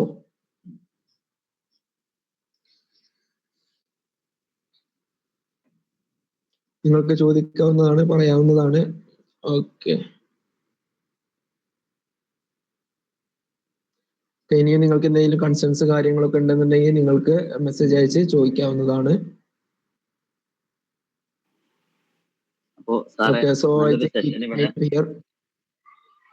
നല്ലൊരു സെഷൻ ഇവിടെ കാഴ്ചവെച്ചതിന് സാറിന് താങ്ക്സ് പറയാണ്. സാറിന്റെ വിലപ്പെട്ട സമയം ഇവിടെ വിനിയോഗിച്ചതിന് താങ്ക്സ് പറയാണ്. പിന്നെ കുറച്ച് ആളുകൾ സൈക്കോളജിയിൽ കുറച്ച് സബ് ഫീൽഡ്സിനെ പറ്റി നേരത്തെ ചോദിച്ചിരുന്നു. അപ്പൊ ഞാൻ ജസ്റ്റ് അതൊന്ന് നിങ്ങൾക്കൊന്ന് ജസ്റ്റ് ഒന്ന് ഡിഫൈൻ ചെയ്തുതരാം. നിങ്ങൾ ജസ്റ്റ് ഒന്ന് മനസ്സിലാക്കി വെക്കാം. ഡീപ്പായിട്ട് നമുക്ക് പിന്നീട് ഓരോ സെഷനുകളിൽ നമുക്ക് മനസ്സിലാക്കാൻ പറ്റും.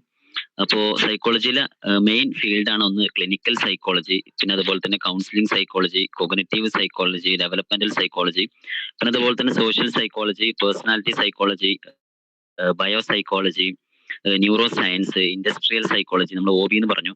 പിന്നെ അതുപോലെ തന്നെ എഡ്യൂക്കേഷണൽ സൈക്കോളജി, എക്സ്പെരിമെന്റൽ സൈക്കോളജി, അങ്ങനെ ഒരുപാട് സൈക്കോളജി ഫീൽഡുകൾ ഉണ്ട്.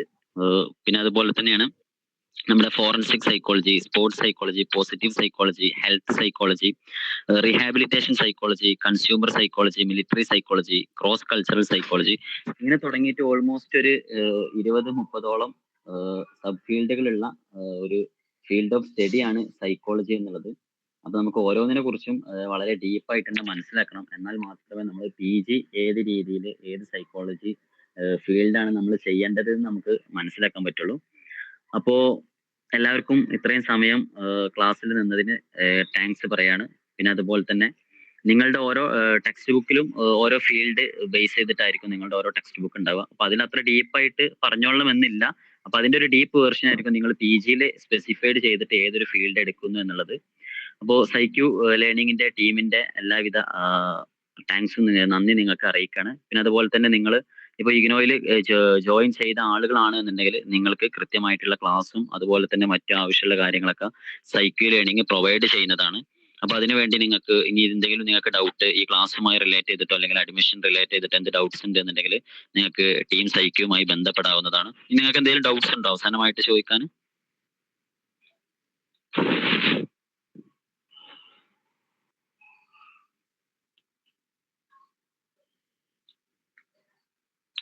നിങ്ങൾക്ക് എന്തെങ്കിലും ഡൗട്ട് ഉണ്ടെന്നുണ്ടെങ്കിൽ ചോദിക്കാവുന്നതാണ്. പിന്നെ ഞാൻ പറഞ്ഞല്ലോ ഒരുപാട് നേരത്തെ ജുനൈദ് സാർ പറഞ്ഞൊരു ഇമ്പോർട്ടന്റ് കാര്യമായിരുന്നു. നമ്മൾ ഇഗ്നോയിലാണ് ചെയ്യുന്നുള്ളത് എന്നുള്ളത് നമുക്കൊരു പ്ലസ് പോയിന്റ് ആക്കി മാറ്റിയെടുക്കാൻ പറ്റും. നേരത്തെ അവരുടെ CV ഒക്കെ കാണിച്ചത് പോലെ തന്നെ നമ്മൾ സമയം, നമുക്കുള്ള ഒരു അസറ്റ് എന്ന് പറയുന്നത് അൺലിമിറ്റഡ് ടൈമാണ്. അപ്പൊ ആ സമയം നമ്മൾ നല്ലൊരു ടീമിന്റെ കൂടെ കൂടി നല്ല രീതിയിൽ നമ്മൾ ഉപയോഗപ്പെടുത്തുകയാണെന്നുണ്ടെങ്കിൽ നമുക്ക് റെഗുലർ ആയിട്ട് പഠിക്കുന്ന കുട്ടികളെക്കാൾ നല്ലൊരു അക്കാഡമിക് ബാക്ക്ഗ്രൗണ്ട് നമുക്ക് കീപ്പ് ചെയ്യാൻ പറ്റും. അപ്പൊ അതിനുവേണ്ടി എല്ലാവരും ട്രൈ ചെയ്യുക. അപ്പൊ അതിനുവേണ്ടി എല്ലാവരും നിങ്ങൾ സൈക്യുവിന്റെ സപ്പോർട്ട് നേടുക. അപ്പോൾ ഒരുപാട് ആളുകൾ ചോദിച്ചൊരു ഡൗട്ടിൽ നമുക്ക് മനസ്സിലായതാണ്. ഒരുപാട് ആളുകൾക്ക് പേപ്പർ പ്രസന്റ് ചെയ്യാനൊക്കെ താല്പര്യമുണ്ട്. അപ്പോൾ നമുക്ക് അപ്കമിങ് ആയിട്ടുള്ള ഇവന്റ്സ് ഒക്കെ നമുക്ക് ഗ്രൂപ്പിലൂടെ അറിയിക്കാം. പിന്നെ അതുപോലെ തന്നെ നിങ്ങൾക്ക് നല്ല രീതിയിൽ തന്നെ അതിലൊക്കെ പാർട്ടിസിപ്പേറ്റ് ചെയ്യാനുള്ള ഒരു സ്ട്രെങ്ത് ഒക്കെ നമുക്ക് സൈക്യുവിൽ നിന്ന് ഗെയിൻ ചെയ്യാം. സൈക്യുവിൽ അസൈൻമെന്റിന്റെ സൊല്യൂഷൻസ് നമ്മൾ പ്രൊവൈഡ് ചെയ്യുന്നുണ്ട്. അതുപോലെ തന്നെ പ്രാക്ടിക്കലിന്റെ സൊല്യൂഷൻസ് നമ്മൾ പ്രൊവൈഡ് ചെയ്യുന്നുണ്ട്. അപ്പൊ നിങ്ങൾക്ക് അഡ്മിഷൻ ഓർ കോഴ്സ് റിലേറ്റ് ചെയ്തിട്ട് എന്തെങ്കിലും ഡൗട്ട് ഉണ്ടെന്നുണ്ടെങ്കിൽ നിങ്ങൾക്ക് ചോദിക്കാവുന്നതാണ്. നമ്മുടെ ഒരു പേയ്മെന്റ് വരുന്നത് വെറും 3000 rupees ആണ് നമ്മൾ 2 സെമ്മിന് ഒരു ഇയറിലേക്ക് വരുന്നത്. അതിൽ തന്നെ നമ്മുടെ എല്ലാ അസൈൻമെന്റ് വരുന്നുണ്ട്. പിന്നെ അതുപോലെ തന്നെ പ്രാക്ടിക്കല്. അപ്പൊ എല്ലാ സപ്പോർട്ടും ഗൈഡൻസ് ഒക്കെ നിങ്ങൾക്ക് അതിന്റെ കൂടെ തന്നെ ലഭിക്കുന്നതാണ്. അപ്പൊ എന്തെങ്കിലും ഡൗട്ട് ഉണ്ടെന്നുണ്ടെങ്കിൽ നിങ്ങൾക്ക് ചോദിക്കാവുന്നതാണ്. ഇനി ക്ലാസ്സുമായിട്ടോ അല്ലെങ്കിൽ ഇതിൽ ജുനൈദ് സാർ പറഞ്ഞ കണ്ടന്റുമായിട്ടോ നിങ്ങൾക്ക് എന്തെങ്കിലും ഡൗട്ട് ഉണ്ടെന്നുണ്ടെങ്കിൽ സൈക്യുമായിട്ട് ബന്ധപ്പെടാവുന്നതാണ്. ഇനി എന്തെങ്കിലും അവസാനമായിട്ട് എന്തെങ്കിലും ഡൗട്ട് ഉണ്ടോ?